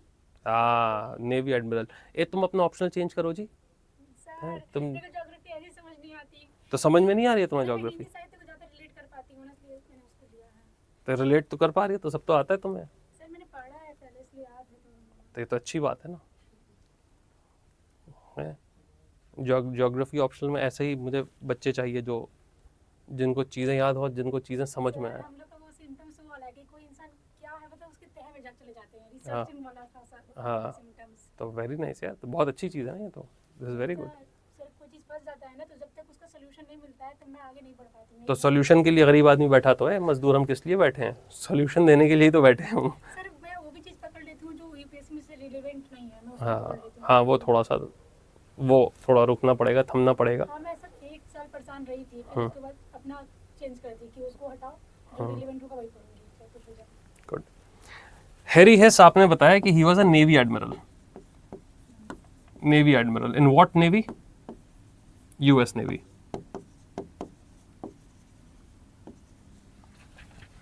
Okay, so world war had already started, और हाँ नहीं, अभी 1960 में नहीं पहुंचे ना, अभी तो कहानी चल रही है ना। तो वर्ल्ड वॉर स्टार्ट हुई यार। वर्ल्ड वॉर में US was not part of world war. US किसी वॉर का पार्ट होता नहीं था। क्यों नहीं होता था यूएस किसी भी वॉर का पार्ट? हाँ, क्योंकि वो बिन पेंदे का लोटा था वो, ठीक है। यूएस को अपने हथियार बेचने होते थे हर जगह, तो वो दोनों पार्टी के साथ बढ़िया रखता था अपना, कि इसको भी बेचें, इसको भी बेचें। गलती क्या हो गई? गलती हो गई जापान से, कि जापान ने पर्ल हार्बर पे अटैक कर दिया। अगर जापान पर्ल हार्बर पे अटैक नहीं करता तो यूएस इन्वॉल्व ही नहीं होता। यूएस अपना पैसा कमाता है, यूएस हर जगह पैसा कमाता है, जैसे अभी कमा रहा है, ठीक है। अभी भी जितना उसने त्राहीमाम मचा के रखी है हर जगह, अब बहुत अच्छा है, यूएस को थप्पड़ पड़ रहा है, अभी मुझे बहुत मजा आ रहा है। एक कोई होना चाहिए था जो इसको सबक सिखा सके, है ना। इजराइल तो ऐसा ही है, इजराइल नहीं सर, ईरान। हाँ वही तो, सर दोनों का नाम सेम। हाँ अरे सेम टू ऐसा मत बोलो, ईरानी नस्वस काट लेंगे अपनी ठीक है। तो एक कोई चाहिए था जो उसको जो है पुट इन हिज प्लेस वो करना है, क्योंकि वर्ल्ड कम्युनिटी ने हिटलर के साथ किया ना, वो सेम चीज़ अभी ट्रंप के साथ कर रही है। हिटलर को भी ऐसे ही बढ़ावा दिया गया था, वो बदतमीजी करता चला जा रहा था और सब चुप थे कि कर लो यार तुम। ये सेम चीज़ यूएस और इजराइल कर रहा है। सर लेकिन वो एक टाइम पर आने पर उसने आत्महत्या क्यों कर ली सर? मतलब उसके पास चांस तब भी था थोड़ा मोड़ा, तब भी आत्महत्या कर लिया वो। पता नहीं है किसी को, ये सिर्फ कॉन्स्पिरेसी थ्योरीज हैं जिसको हम मानते हैं कि उसने सुसाइड किया और वो किया, कि हार गया था। खैर, तो पॉइंट ये है कि जब यूएस एंटर हुआ वर्ल्ड वॉर 2 में, इस टाइम जर्मनी और जापान पूरे तरीके से डोमिनेट कर रहे थे वॉर को, ओके। और जर्मन्स जो हैं वो यू बोट्स का यूज़ करते थे। Very good. यू बोट्स को अब हम सबमरीन कहते हैं, पनडुब्बी कहते हैं, पहले उनको यू बोट्स कहते थे। तो वर्ल्ड वॉर 1 के बाद जर्मनी के ऊपर बैन लगा दिया गया था कि you will not be making you boats. जब हिटलर बना डिक्टेटर तो हिटलर ने कहा कि हम नहीं सुनेंगे किसी की वेस्ट की, और ये जो लीग ऑफ नेशंस है ये जो है भाड़ में जाए, हम अपनी आर्मी भी बनाएंगे, यू बोट भी बनाएंगे। और सब चुप रहे। सब क्यों चुप रहे? क्योंकि सबको लग रहा था कि अरे यूएसएसआर के अगेंस्ट लड़ रहा है। नाजी पार्टी जो है इट वाज अगेंस्ट कम्युनिज्म को सब अपना दुश्मन समझते हैं, तो उन्होंने कहा उससे लड़ लेना, लड़ने दो उसके सामने। लेकिन बात वही है कि जब आप हुंडा पालते हैं ना, तो पीछे घूम के फिर आपको भी तप्पड़ मारता है वो। अगर आप हुंडों को पालेंगे, नर्चर करेंगे, तो ये जो हुंडागर्दी जो दिमाग में आ जाएगी ना, वो किसी के अगेंस्ट नहीं होती। हुंडागर्दी होती है। वो जब सामने वाले को एलिमिनेट कर देगा ना, फिर वो घूमेगा आपकी तरफ, फिर आप उसका कुछ कर नहीं सकते। तो जर्मनी पागल कुत्ता बन गया था, जैसे इजराइल बना हुआ है अभी, तो कोई थप्पड़ मारने वाला नहीं है। अब यहां पे इन्होंने इतनी यू बोट्स बना ली कि सिंगल हैंडेड, अगर जापान नहीं भी आता तो भी जर्मनी जीत जाता। सिंगल हैंडेड तोड़ फोड़ कर रहा था यूएस में, इंग्लैंड में। अब ये यू बोट्स पता कैसे चले, देखी कैसी जाए, ये बड़ा मुश्किल था। तो एक हादसा हुआ था 1913 में, 1913 में एक बहुत बड़ा हादसा हुआ था। क्या हुआ था गाइज? आप लोग बोर तो नहीं हो रहे हैं? कहानी समझ में आ रही है? Are you able to link the story that I am telling? है इंटरेस्ट आ रहा है कहानी? ऐसे पंचों की राय भी ले लेना है। सो तो नहीं है कहानी के बीच में? सही लग रहा है ना? ठीक है। यहां पे एक बहुत बड़ा इंसिडेंट हुआ। देखो, बड़ा इंसिडेंट पता है क्या होता है? जिसमें अमीर मरे। गरीब मरता है तो कोई बड़ा इंसिडेंट नहीं है यार। जब अमीर मरते ना, तो उस चीज को बड़ा इंसिडेंट बोला जाता है। Very good. यहां पे there was this huge disaster, Titanic गिरा।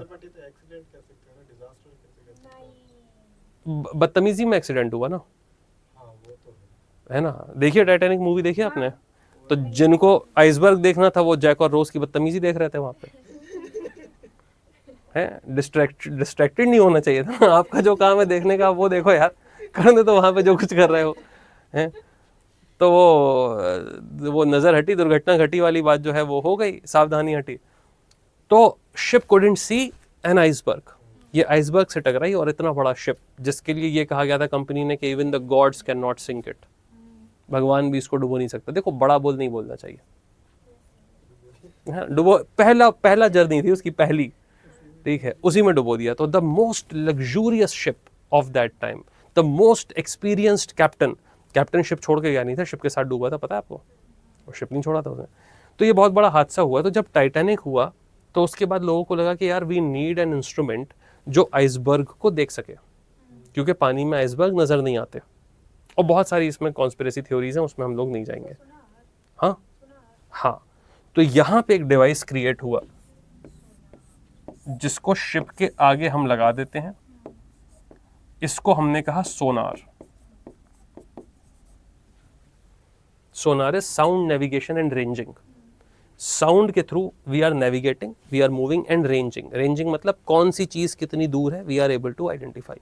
तो ये सोनार क्या करता है, सोनार साउंड वेव्स जनरेट करता है, और अगर सामने कोई चीज होती है तो ये साउंड वेव रिफ्लेक्ट करके वापस जाती हैं. तो this sonar object it will able to sense के सामने कोई ऑब्स्ट्रक्शन है, वो हम आगे नहीं जा सकते, हमको डायरेक्शन चेंज करना है. ये बात समझ में आ गई. सोनार, तो सोनार हमने यूज करना शुरू किया टाइटैनिक के बाद टू नेविगेट. अब जब वर्ल्ड वॉर चल रही थी तो किसी जीनियस के दिमाग में ये आया, यू बोट्स तो दिख नहीं रही हैं, पता ही नहीं चल रहा है, तो किसी जीनियस के दिमाग में आया कि यार if we can use sonar in front of the ship, why can't we use this sonar under the ship. अब हम सोनार को, साउंड वेव्स को शिप के नीचे भी यूज कर सकते हैं, और यहां पे अगर कहीं कोई सबमरीन होगी तो we will be able to identify, we will be able to blast it. Torpedo मारेंगे, फट जाएगा, राइट. तो ये चीज अब डिटेक्ट होने लगी. अब यहां पे लोगों ने ये सोचा कि यार अगर हम सोनार से if we can detect submarine, then we can also detect the ocean bottom topography. क्योंकि ओशन बॉटम टोपोग्राफी तो अभी तक किसी ने देखी ही नहीं. ओशन बॉटम टोपोग्राफी तो आप देख ही नहीं सकते ना, लाइट पेनिट्रेट करती नहीं है. Light is penetrating only in the top 100-150 metres, वहां तक आप लाइट लेके देख सकते हैं. उसके नीचे ओशन के अंदर क्या है किसको पता, नहीं पता. आज भी जो हमारी नॉलेज है ओशन की वो बहुत कम है. We know much more about the surface of Mars than we know about the ocean surface, क्योंकि हम डायरेक्टली जाके नहीं देख पा रहे हैं, इतना बड़ा ओशन का सरफेस है लाइट लेके भी. और ओशन की डेप्थ में जाने के लिए जो ऑब्जेक्ट चाहिए वो इतना ज़्यादा प्रेशर होता है पानी का कि वो सस्टेन नहीं कर सकता. तो जो सबमरीन है वो भी बहुत डेप्थ में नहीं जा सकती, बहुत डेप्थ में जाएगी तो फट जाएगी. अभी मर गए ना लोग, टाइटैनिक थी.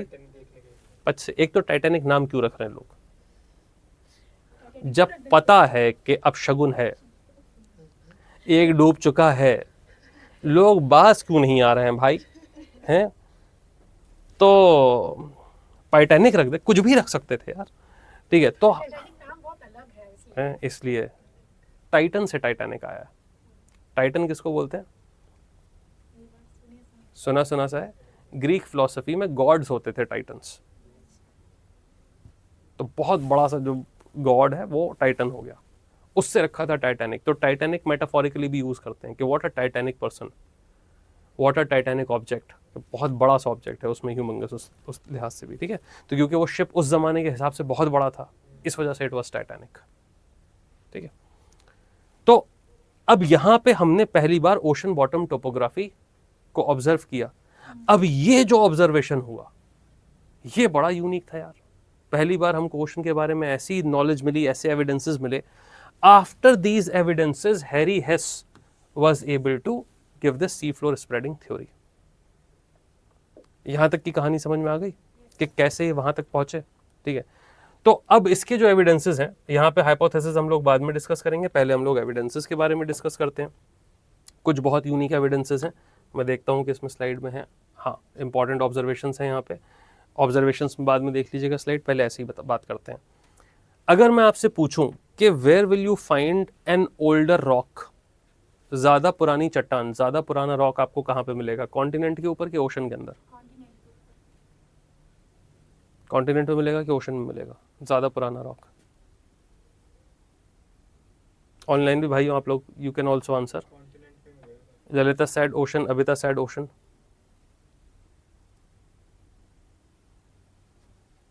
Anusha said ocean. आपने कहा कॉन्टिनेंट, आपने कहा कॉन्टिनेंट, ओशन, ठीक है. आपने क्यों कहा कॉन्टिनेंट? क्योंकि आपने पढ़ा है, हमको पता है कि क्योंकि आपने पढ़ा है ना. क्योंकि उन्होंने कहा नहीं पेंजिया है और जो प्लेट्यूस है ये पुराने हैं ज़्यादा. पुराने ज़्यादा, ठीक है. भाई अगर हम कॉमन सेंस की बात करें, ऐसे कॉमन सेंस के हिसाब से, कॉमन सेंस के हिसाब से we all believed that the rocks which are found under the ocean are the oldest. क्यों? क्योंकि भाई वहां पे कुछ चेंज नहीं हो रहा है, कोई एक्सटर्नल फोर्स नहीं है, पानी के नीचे है ना, सनलाइट है ना, कुछ है ना, इरोजन होगा, कुछ नहीं होगा. तो ऐसा हम मानते थे, it was believed that the ocean floor, the rocks present in the ocean floor are very old. However, जब हमने उसका सैंपल निकाला और उसकी एज देखी, तो the oldest rock which we discovered in the continental lithosphere, oldest rock in continental lithosphere, इसकी as है करीब 3.9 बिलियन ईयर ओल्ड. मैंने बताया था आपको प्रिमिटिव क्रस्ट वाला. और oldest rock which we have discovered inside the ocean, ocean के अंदर का जो सबसे पुराना हमने रॉक निकाला, उसकी एज निकली 200 million year old. That's it. ये ओल्डेस्ट की बात मैं कर रहा हूं. 200-250 million years. Now 200 to 250 million year old rock is nothing in front of 3.9 billion year old rock. 3.9 billion मतलब 3900 million. 3900 million year old rock के सामने ये तो अभी पैदा हुआ है, बच्चा है. अब जब ये डिस्कवरी हुई तो everyone was shocked कि यार कैसे, ये तो एक्सपेक्ट ही नहीं कर सकते थे. तो दिस वाज फर्स्ट डिस्कवरी. और इसके बाद जब हमको और एविडेंसेस मिली तब हमारी जो है आंखें और खुली.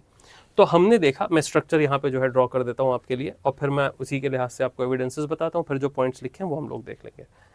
तो साहब, if we look at the ocean bottom topography, let's say this is the surface of the ocean. ये कॉन्टिनेंट से एंटर होते हैं हम तो एक थोड़ा सा हमको फ्लैट शेल्फ मिलती है.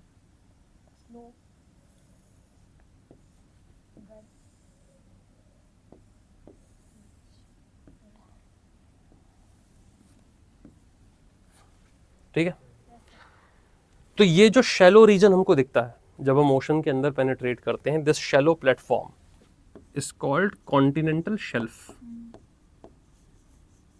Continental shelf. तो कुछ देर तक ये कॉन्टिनेंट का ही पार्ट है which is extended inside the ocean. Sea level बढ़ गया तो कॉन्टिनेंट इतना डूब गया, तो ये हमको एक शैलो सी जगह मिली. जिस पॉइंट पे जाके कॉन्टिनेंट की एज आती है और एकदम से स्लोप इंक्रीज होता है, this is called continental slope. Continental slope से when we go down towards the bottom of the ocean, तो ये जो एज है इसकी, जहां पे हमारा कॉन्टिनेंट एक्चुअली एंड हो रहा है, इसको हम कहते हैं कॉन्टिनेंटल राइज. ठीक है. अब इन तीनों ही चीजों में आप देखिए, we are calling it continental despite the fact कि ये ओशन के नीचे है. Continental shelf, continental slope, continental rise. क्यों हमने बोला? क्योंकि ये अभी भी कॉन्टिनेंटल लिथोस्फीयर का हिस्सा है. कॉन्टिनेंटल लिथोस्फीयर पानी में एक्सटेंड हो रही है ना. ठीक है. तो ये कॉन्टिनेंटल लिथोस्फीयर है. कॉन्टिनेंटल लिथोस्फीयर की क्या प्रॉपर्टीज होती हैं, जब प्लेट टेक्टोनिक्स पढ़ेंगे तब मैं आपको बताऊंगा. ठीक है. इसको हम राइज क्यों बोलते हैं, कॉन्टिनेंटल राइज? हाँ, कॉन्टिनेंटल राइज इसलिए बोलते हैं कि if we are walking on the ocean, अगर हम ओशन फ्लोर पे चल रहे हैं तो ओशन फ्लोर पे चलते चलते हमको ऐसा दिखेगा कि यार ओशन फ्लोर एकदम से ऐसे ऊपर की तरफ उठ रहा है, कॉन्टिनेंट की तरफ, जैसे पहाड़ उठता है. तो क्योंकि नीचे से एकदम से ऐसे ओशन उठता है ऊपर की तरफ, इसलिए इस पॉइंट को हम कॉन्टिनेंटल राइज कहते हैं. ठीक है. अब इससे थोड़ा सा आगे हम जाएंगे तो हम देखेंगे कि यार ओशन के अंदर एक बहुत ही नैरो और डीप वैली क्रिएट हो रही है, जिसका बॉटम मोस्ट पॉइंट हमको सही से पता भी नहीं है, चेंज हो रहा है. इसको हम कहते हैं ओशियानिक ट्रेंच. ओशियानिक ट्रेंच, गर्त, समुद्री गर्त. ठीक है. Mariana trench is the deepest oceanic trench in the world. तो ये वो ट्रेंच हो गई. उसके आगे जब हम बढ़े तो हमने देखा कि यार बहुत दूर दूर तक एकदम सपाट प्लेन है, absolutely featureless, absolutely plain. This plane on the ocean surface, this is called abyssal plane.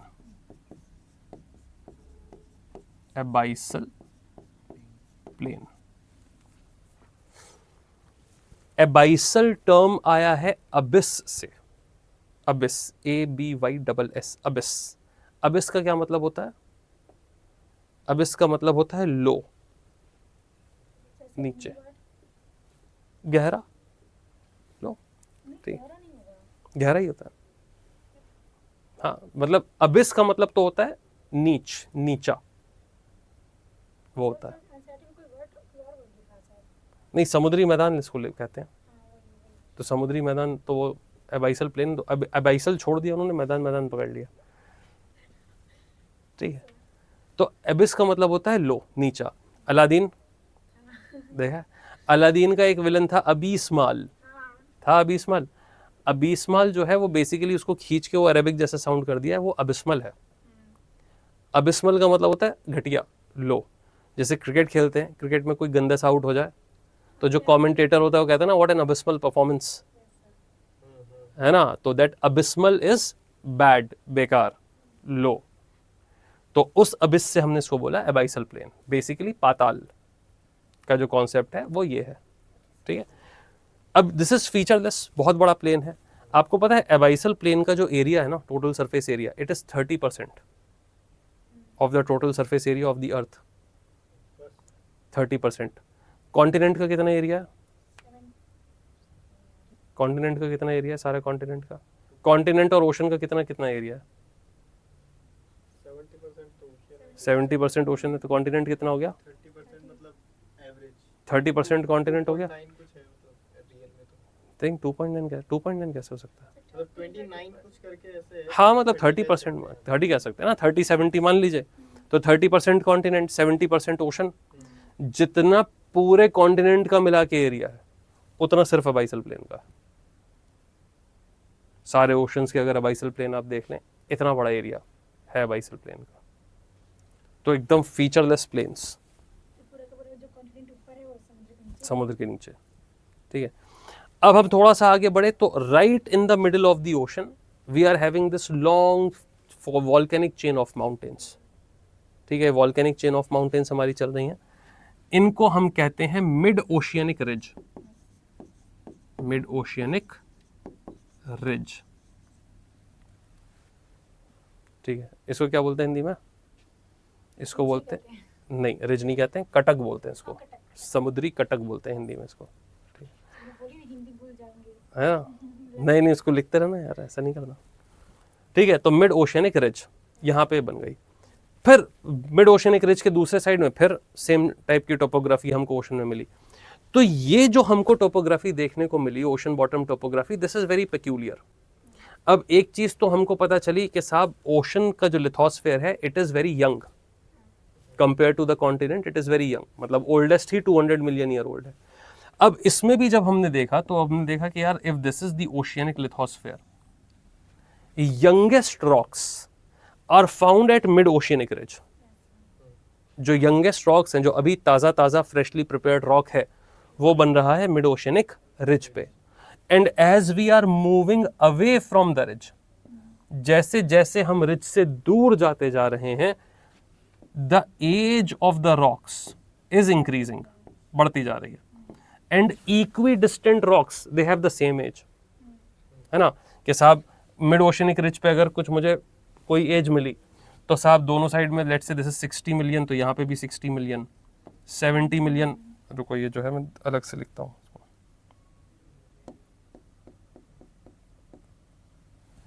नीचे लिखेंगे 60 मिलियन, 70 मिलियन, 80 मिलियन, 60, 70, 80, इस तरीके से as we are moving away from the ridge on both the side of the ridge the as of the rocks is increasing.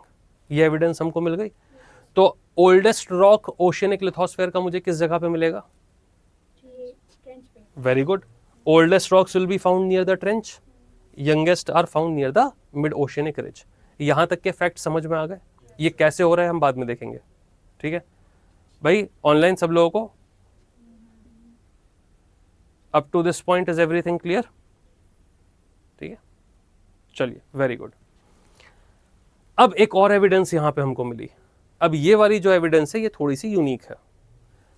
ये evidence कहती है कि जो पैलियोमैग्नेटिक डाइपोल्स हैं, पैलियोमैग्नेटिक dipoles are arranged in the same direction in the rocks which are equidistant from the mid-oceanic ridge. अब यहाँ पे मैंने बहुत सारे कीवर्ड्स फेंक के जो है यहाँ पे मार दिए आप लोगों को, ठीक है। इसका मैं मीनिंग आपको बता देता हूं। यहां पे मैंने टर्म यूज किया पैलियोमैग्नेट, पैलियोमैग्नेटिज्म।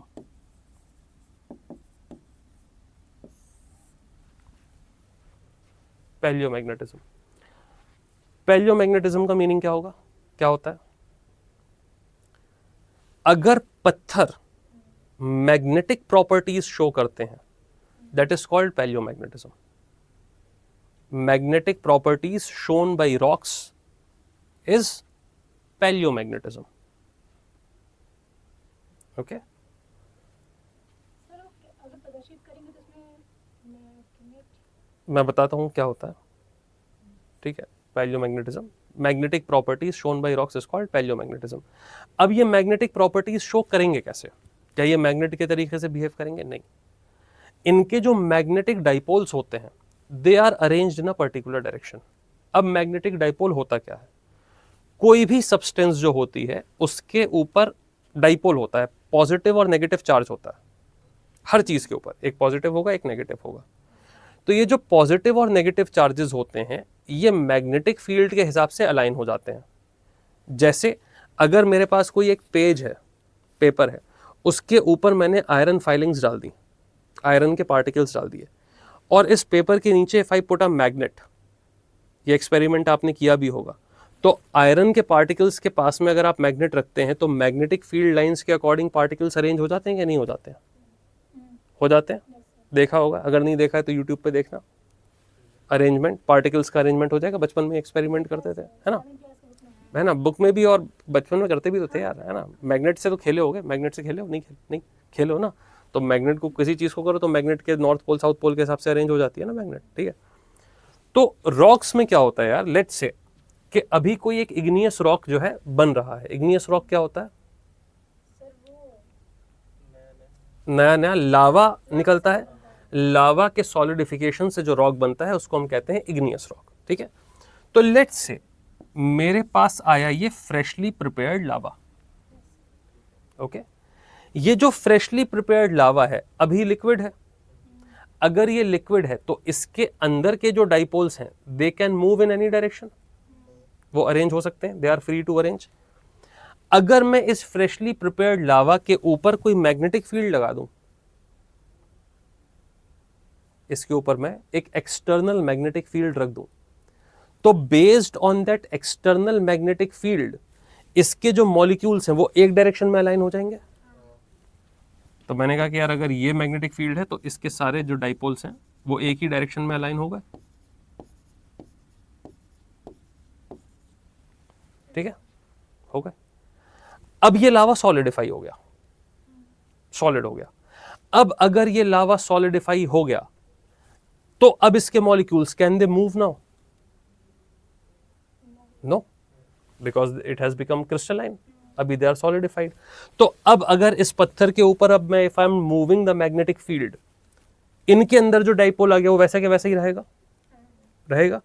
तो अगर मेरे पास लेट्स से ये 100 मिलियन ईयर ओल्ड रॉक है और इस 100 मिलियन ईयर ओल्ड रॉक के डाइपोल का अरेंजमेंट मैं देखूं, तो क्या मैं ये बता सकता हूं कि 100 मिलियन ईयर्स बैक अर्थ का मैग्नेटिक फील्ड कौन से डायरेक्शन में होगा?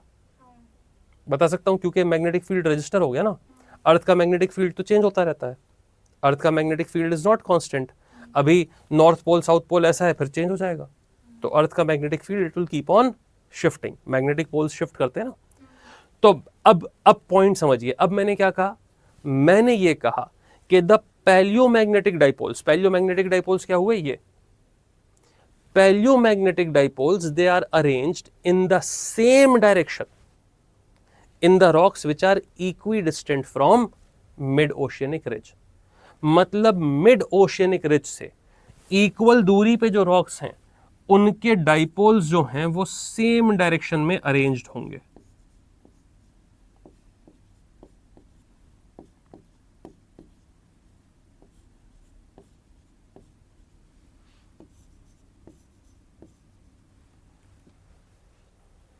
ठीक है, ये एविडेंस हमको मिला।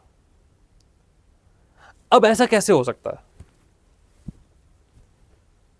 क्या दो जगह के रॉक के डाइपोल सेम डायरेक्शन में अलाइन हो सकते हैं? कॉन्टिनेंटल ड्रिफ्ट का भी ये जो है वो एविडेंस है। सर जिस तरफ मैग्नेटिक फील्ड गया है उस तरफ ही एरो गया है ना, तो इधर इधर इधर कॉन्टिनेंटल ड्रिफ्ट में हमने एक एविडेंस नहीं पढ़ा क्योंकि एनसीईआरटी ने उसको बहुत कन्वीनियंटली मिस कर दिया, उसको उसकी जगह टिलाइट लिख दिया है। बेसिकली वो जो एविडेंस है वो ये है कि the rocks with same age and structure are found at the as of different continents. Continental drift की थ्योरी का एविडेंस क्या बोलता है कि the rocks of same age and structure they are found at the edges of different continents. मतलब South America के eastern जो coast है उसके रॉक्स और अफ्रीका के जो वेस्टर्न कोस्ट के रॉक्स हैं उनका स्ट्रक्चर और एज सेम है। तो ये तभी हो सकता है जब एक टाइम पे साथ में हो, फिर टूट के अलग अलग हो जाए। ठीक है, अब अगर मैं कहूं कि यार दो रॉक्स की एज सेम है तो क्या इसका मतलब ये है कि वो रॉक एक ही जगह पे बने? नहीं, जरूरी नहीं है। कोई ज़रूरी नहीं है। ठीक है, फिर से भाई ऑनलाइन वाले बच्चे प्लीज़ पे अलॉट ऑफ अटेंशन, थोड़ा सा क्रिटिकल सब पॉइंट है ये। मैंने क्या पूछा? I am saying that if the as of two different rocks is same, can I say that these two rocks have been created at the same place? Will that be the case? बताओ। No, why not? क्योंकि एक ही time पे दो अलग अलग जगह में rocks बन सकते हैं।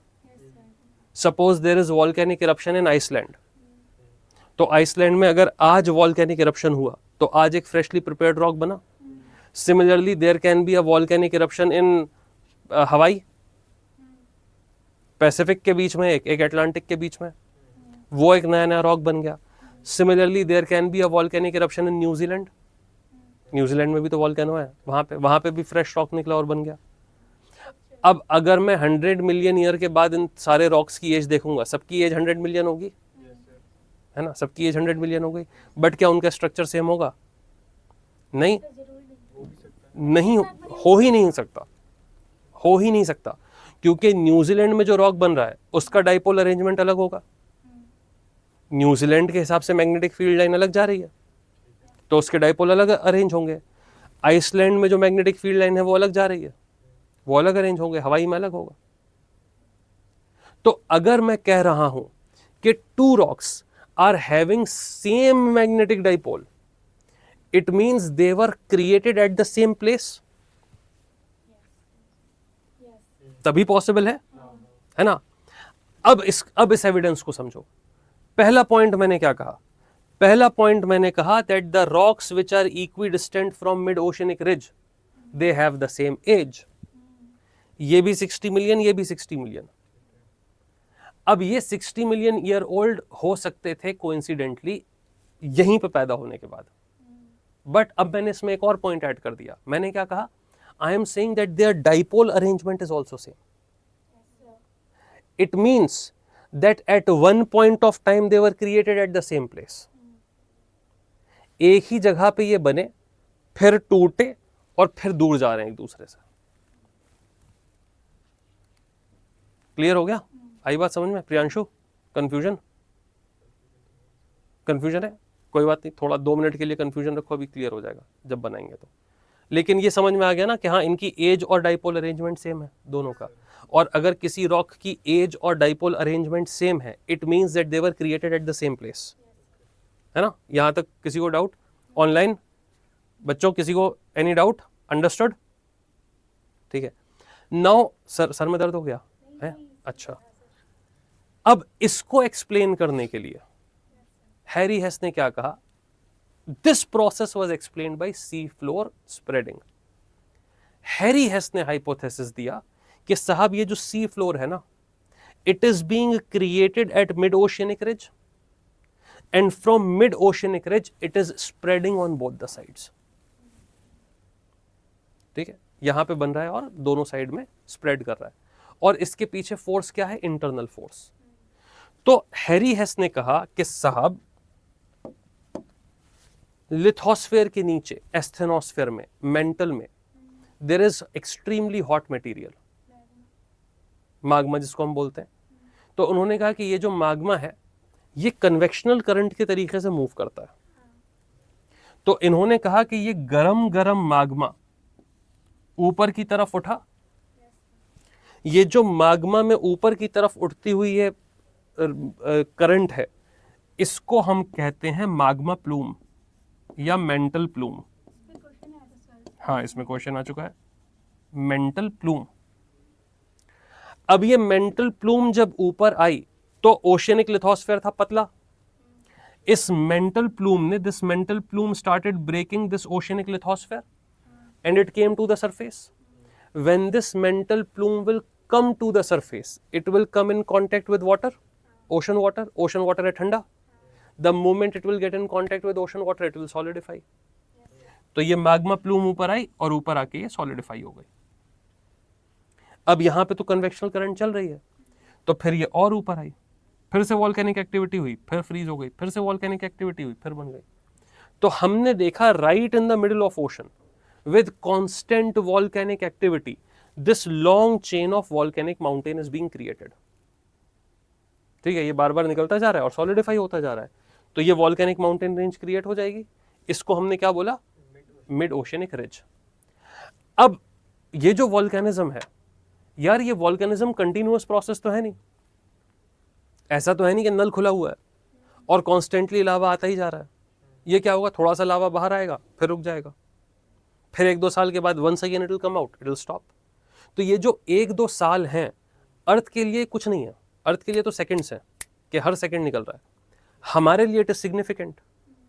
तो हमने कहा कि इफ आफ्टर एवरी 2 years और 3 years if there is volcanic activity, this top rock will become solidified, ये ठंडा होकर सॉलिडिफाई हो जाएगा। अब अगर नीचे से और लावा आएगा, मैग्मा ऊपर की तरफ आएगा, तो अब ये क्या करेगा, इसको in order to move up it needs to create some space for itself. भाई ये तो रास्ता बंद हो गया ना, सॉलिडिफाई हो गया। अब अगर magma is rising up, तो ये क्या करेगा, in order to make space, ये जो पुराने रॉक्स हैं इनको क्या करेगा, दोनों साइड में ऐसे पुश करेगा। ऊपर आ रहा है तो इसने बीच में से ब्रेक किया, ब्रेक करके पुश कर दिया। जब ये ऊपर आए, इसने बीच में से इसको स्प्लिट करके पुश कर दिया, तो अब ये रॉक बीच में से स्प्लिट होगा, डाइपोल इसके साथ में अरेंज्ड है और पुश होके थोड़ा सा साइड में हो गया, तो slightly older rocks they have been pushed aside and new magma will come and create a new rock. ये जो रॉक साइड में हुए, उनसे जो प्रीवियस रॉक थे उनको और साइड में कर देंगे, उनसे प्रीवियस रॉक्स को और साइड में कर देंगे। तो हम क्या देखेंगे कि धीरे धीरे क्या कर रहा है sea floor is spreading itself on both the sides of mid oceanic ridge. This process is called sea floor spreading. ठीक है, एक सेकेंड। अब अगर ये सी फ्लोर स्प्रेड हो रहा है, दोनों साइड पुश कर रहा है, तो इधर भी कॉन्टिनेंट और इधर भी कॉन्टिनेंट, भाई ये दोनों साइड तो कॉन्टिनेंट है। तो हैरी हेस ने क्या कहा, Harry हेस said that because the sea floor is spreading, it is pushing the continents also, it is pushing the continents also. तो ये इतने फोर्स से कॉन्टिनेंट्स को पुश कर रहा है कि continents are also moving. Continents के बीच में स्पेस बना रहा है ना, तो धीरे धीरे सी फ्लोर चौड़ा होता जा रहा है, सी फ्लोर बड़ा होता जा रहा है, तो कॉन्टिनेंट्स को इट इज ग्रेजुअली पुशिंग। तो this sea floor spreading is causing continental drift. Harry हेस ने अपना एक रेशनल देने की कोशिश करी। अब जब ये ओशियनिक लिथोस्फेयर आगे की तरफ जाता है, तो इन्होंने बोला, हैरी हेस ने बोला कि यार ये जब टकराता है कॉन्टिनेंटल लिथोस्फेयर से, तो ये इनफाइनाइटली तो कॉन्टिनेंट को पुश कर नहीं सकता, नीचे से प्रेशर लग रहा है। तो इन्होंने कहा कि because of the pressure this oceanic lithosphere it plunges into the mantle once again, ये टूटती है और प्लंज करके मेंटल में चली जाती है। ठीक है, कि भाई ये आगे की तरफ पुश कर रहे थे, ये कॉन्टिनेंट पुश किया तो ये क्या हुई, ये टूटी और प्लंज करके फिर से मेंटल में चली गई। तो हैरी हेस ने कहा कि as it plunges into the mantle, because of pressure and heat it will melt and once again it will become part of the mantle, और फिर ये material will move towards the centre and rise up, this material will move towards the centre and rise up.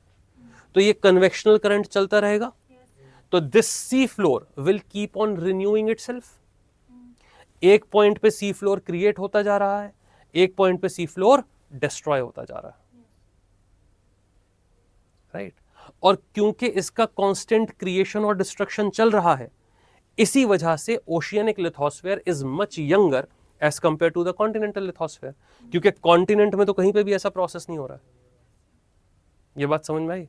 अभी देखो ये यहाँ पे मैंने term use किया प्लंजिंग इनटू द मेंटल, मैंने यहाँ पे सबडक्शन यूज नहीं किया टर्म। हो सकता है आपने किताब में टर्म पढ़ा हो सबडक्शन, प्लेट टेक्टोनिक्स में कहीं पे भी, मैंने यहाँ पे सबडक्शन यूज नहीं किया। जब प्लेट टेक्टोनिक्स पढ़ेंगे तब सबडक्शन बोलूंगा। अभी प्लंजिंग इसलिए किया क्योंकि हैरी हेस ने प्लंजिंग बोला था। किस चीज का? प्लंजिंग। प्लंजिंग का मतलब डूबना, सीधी सीधी किसी चीज को अगर आप डुबा दीजिए उसको प्लंजिंग बोलते हैं। ठीक है, मेंटल में जाके एकदम डूब जाता है। भाई यहाँ तक कहानी समझ में आ गई? सी फ्लोर स्प्रेडिंग गाइस, ऑनलाइन भाइयों। सर जैसे कि उन्होंने बताया था, अल्फ्रेड ब्रैगमैन ने बताया था कि एक डायरेक्शन में मूव कर रही है सारे कॉन्टिनेंट्स, बट इसमें तो ऐसा नहीं होगा ना, नहीं, कि एक डायरेक्शन में मूव कर रही है, तो फिर तो अल्फ्रेड वेगनर ने गलत बताया था ना। बट एज अ उन्होंने कुछ नोटिस किया होगा ना कि एक ही डायरेक्शन में नहीं, मूव कर रहे हैं, तो एक ही डायरेक्शन में कर ही नहीं था ना, अलग अलग डायरेक्शन में कर रहे हैं। जो रियलिटी में कॉन्टिनेंट्स मूव कर रहे हैं वो अलग अलग डायरेक्शन में कैसे मूव कर रहे हैं, क्यों मूव कर रहे हैं, वो हम प्लेट टेक्टोनिक्स में देखेंगे, क्योंकि plate tectonics is the final theory. Plate tectonics हमको एक्चुअली बताएगी कि कॉन्टिनेंट्स मूव कर क्यों रहे हैं, एक्चुअल फोर्स क्या है उसके पीछे। जी भाई बताइए। ओशियनिक लिथोस्फेरिक प्लेट हम्म। खुद ही मतलब क्रिएट हो रही है और खुद ही डिस्ट्रॉय हो रही है। हाँ तो ये प्रोसेस यहाँ चल रहा है, हाँ तो यहाँ जो कॉन्टिनेंट है उनको क्या फर्क पड़ रहा है? तो खुद ही अंदर बीच में हो रही है ना। यार, यहाँ पे एक ओशन है, ठीक है, ये कॉन्टिनेंट के दूसरे साइड में भी तो एक ओशन होगा, ओशन है, हाँ, तो इन सबको इक्विलिब्रियम रखना पड़ेगा ना अपने आप को। मतलब ये एक ओशन का भाई कॉन्टिनेंटल लिथोस्फीयर कांस्टेंट है, ठीक है। ओशियनिक लिथोस्फीयर को भी तो कांस्टेंट रहना पड़ेगा। कंजर्वेशन ऑफ लिथोस्फीयर होगा कि नहीं होगा? वरना तो ये 30%, तो फिर ये इसको तो 70% ही रहना पड़ेगा ना। तो इसका क्रिएट होना और डिस्ट्रॉय होना जरूरी है। तो हैरी हेस ने सिर्फ एक अटेम्प्ट किया है ये बोल के कि भाई ये आगे की तरफ जाएगा, आगे की तरफ कॉन्टिनेंट को प्रेस करेगा, जिसकी वजह से कॉन्टिनेंट मूव हो सकते हैं। और इस बेसिस पे Harry has tried to explain the formation of landforms also. ठीक है, कुछ लैंडफॉर्म्स बनने का प्रोसेस भी उन्होंने जो है एक्सप्लेन करने की कोशिश करी है। अब ये जो हमने डायग्राम बनाया, this is an ideal diagram. Reality में हर ओशन में ऐसा नहीं हो रहा है। रियलिटी में हर ओशन में जो है आपकी ओशनिक ट्रेंचेस नहीं बन रही हैं, रियलिटी में नहीं बन रही हैं। रियलिटी में जब प्लेट टेक्टोनिक्स देखेंगे तब देखेंगे कि क्या हो रहा है। अगर इनके थ्योरी के हिसाब से देखें तो फिर हर ओशन में हो रहा होगा ये प्रोसेस, हम्म, तो फिर कंटिन्यू मूव ही नहीं करेगा, क्योंकि लेकिन हर ओशन में हो नहीं रहा है ना, यही तो मैंने कहा ना, हो रहा है इनके हिसाब से भी नहीं हो रहा है। इनके हिसाब से। ये ठीक आइडियल है, सिचुएशन ये आइडियल सिचुएशन है कि आइडियल सिचुएशन में एक मिड ओशियनिक रिज होगी। अब ये मिड ओशियनिक रिज कॉन्टिनेंट को कहाँ पे पुश कर रही है, कैसे पुश कर रही है, वो जब हम प्लेट टेक्टोनिक्स देखेंगे तब हमको समझ में आएगा। इन्होंने बस एक आइडिया दिया। ये एक आइडियल डायग्राम बनाया है आपको बताने के लिए कि ओशियनिक ट्रेंच में डिस्ट्रक्शन होगा और ओशियनिक रिज में कंस्ट्रक्शन होगा। सर तो ये थ्योरी एक्सेप्ट की गई है? हाँ बिल्कुल करी गई है, तभी पढ़ रहे हैं लोग। बिल्कुल करी गई है, एक्सेप्ट ऐसा हो रहा है, लेकिन ये जो डायग्राम है ये अधूरा है। सर ये थ्योरी ओशियनिक लिथोस्फेरिक प्लेट के क्रिएशन के डिस्ट्रक्शन के लिए हाँ एक्सेप्ट की गई है या हाँ। कॉन्टिनेंटल के मतलब चलने के लिए गई है? ओशनिक सरफेस के बनने के लिए एक्सेप्ट करी गई है बस बस। लेकिन क्योंकि इसकी वजह से देखो इसने क्या किया इस थ्योरी ने, this theory is involving the internal process. Magma plume की बात करी इसने। अब क्योंकि इसने मैग्मा प्लूम की बात करी और मैग्मा प्लूम की हेल्प से इसने ये एक्सप्लेन किया कि ओशन फ्लोर स्प्रेड कैसे हो रहा है, तो ये idea will become a base for the plate tectonics theory. ठीक है, तो जब हम प्लेट टेक्टोनिक्स पढ़ेंगे तब आपको समझ में आ जाएगा कि इसकी लिमिटेशन क्या है। ठीक, वो पढ़ने के बाद जब आप इसको पढ़ेंगे तब आप कहेंगे कि हाँ ये सही है, लेकिन इन अ ब्रॉडर कॉन्टेक्स्ट। ठीक है, अभी ये चीज समझ में आ गई सब लोग? डायग्राम बना लीजिए, डायग्राम बहुत जरूरी, एग्जाम में तो ये आएंगे ना। ईस्ट अफ्रीका में आप बात कर रही हैं ग्रेट अफ्रीकन रिज की अबिता, तो ग्रेट अफ्रीकन रिज का फॉर्मेशन अभी हम इसके थ्रू, सी फ्लोर स्प्रेडिंग के थ्रू अभी हम नहीं एक्सप्लेन कर सकते। ग्रेट अफ्रीकन रिज की ब्रेकिंग का प्रोसेस हम प्लेट टेक्टोनिक्स में एक्सप्लेन करेंगे। Plate tectonics is one theory जो मैं आपको नेक्स्ट क्लास में पढ़ाऊंगा, तो क्लास जरूर अटेंड करिएगा। Plate tectonics is one theory जो मैं आपको जब पढ़ा दूंगा ना, आपसे कभी भी लैंडफॉर्म में गलती नहीं होगी। फ्रॉम नेक्स्ट क्लास ऑनवर्ड्स कभी सोते में भी आप लैंडफॉर्म में गलती नहीं करेंगे, ठीक है। मैं एक टेबल बनवाऊंगा आप लोगों को, वो टेबल बना लीजिएगा बहुत अच्छे से। वो टेबल अगर आपको समझ में आ गई, रटना नहीं है। सर जो क्या बोलते हैं ओशन की प्लेट और ये क्या बोलते हैं कॉन्टिनेंटल प्लेट, प्लेट जो आपस में टकराते हैं, फिर ओशन ओशन की प्लेट टकराते हैं, हाँ वही वाला ना। वही वाला, ठीक है। ये चीज गाइस समझ में आ गई ना सब लोगों को, सी फ्लोर स्प्रेडिंग में क्या हुआ? सर एक क्वेश्चन पूछूं? हाँ पूछिए। आप एक क्वेश्चन का आंसर आप बोले थे देंगे, लेकिन आपने नहीं दिया। कौन सा क्वेश्चन? कि मैंने बोला था कि सर बैकग्राउंड मैटर करता है कि नहीं, कि आप किसी बड़े इंस्टीट्यूट से पढ़े होंगे तभी आपको यूपीएससी में ज़्यादा सिलेक्शन के चांस बनते हैं। हाँ नॉर्मल बैकग्राउंड भी चल जाता है। बिल्कुल मैटर नहीं करता बैकग्राउंड। आपने उस दिन कहा था कि मैं अपने दोस्त का एग्जांपल दूंगा। हाँ दोस्त की कहानी तो टाइम नहीं मिला ना, हाँ दोस्त की कहानी सुनाने का टाइम नहीं मिला ना।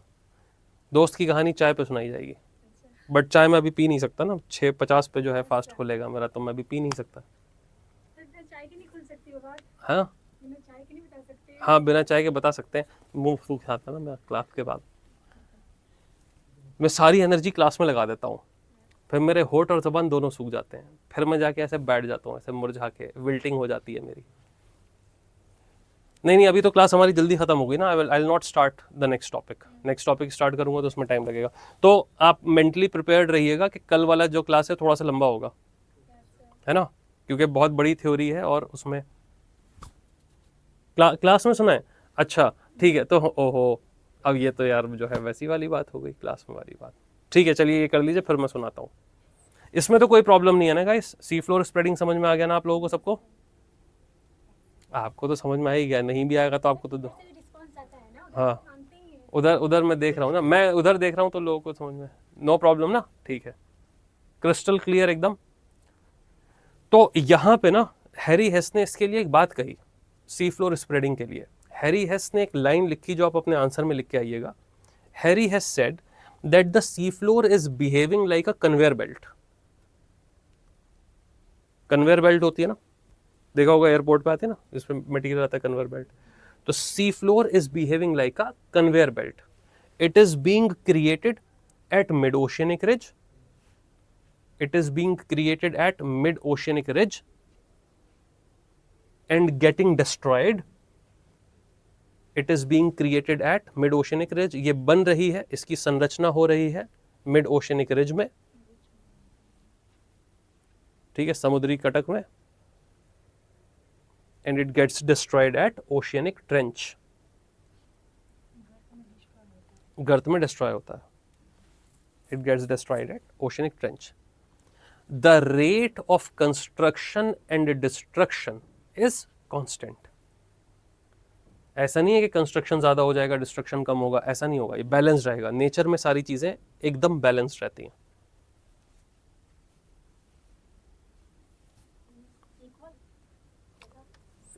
हाँ is equal, the rate of construction and destruction is equal, ठीक है। Net lithosphere is conserved.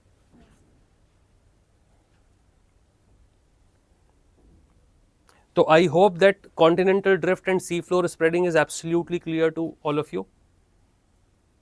If there is any query, please feel free to ask.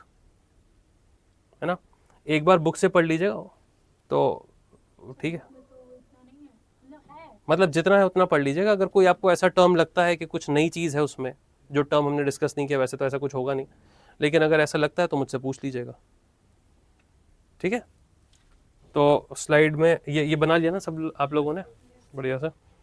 तो स्लाइड में मैं जो है इंपॉर्टेंट ऑब्जर्वेशंस लिख के लाया था, जो मैंने आप लोगों को बता दिए हैं ऑब्जर्वेशंस, और हाइपोथेसिस जो मैं आपको बता चुका हूँ, और ये डायग्राम जो मैं आपको बढ़िया डायग्राम बनवा चुका हूँ।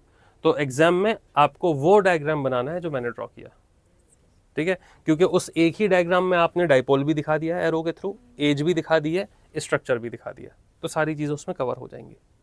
फाइन, चलिए तो ठीक है, यहाँ पे बैच हमारा ख़त्म हो गया, क्लास ख़त्म हो गया, वाह वाह।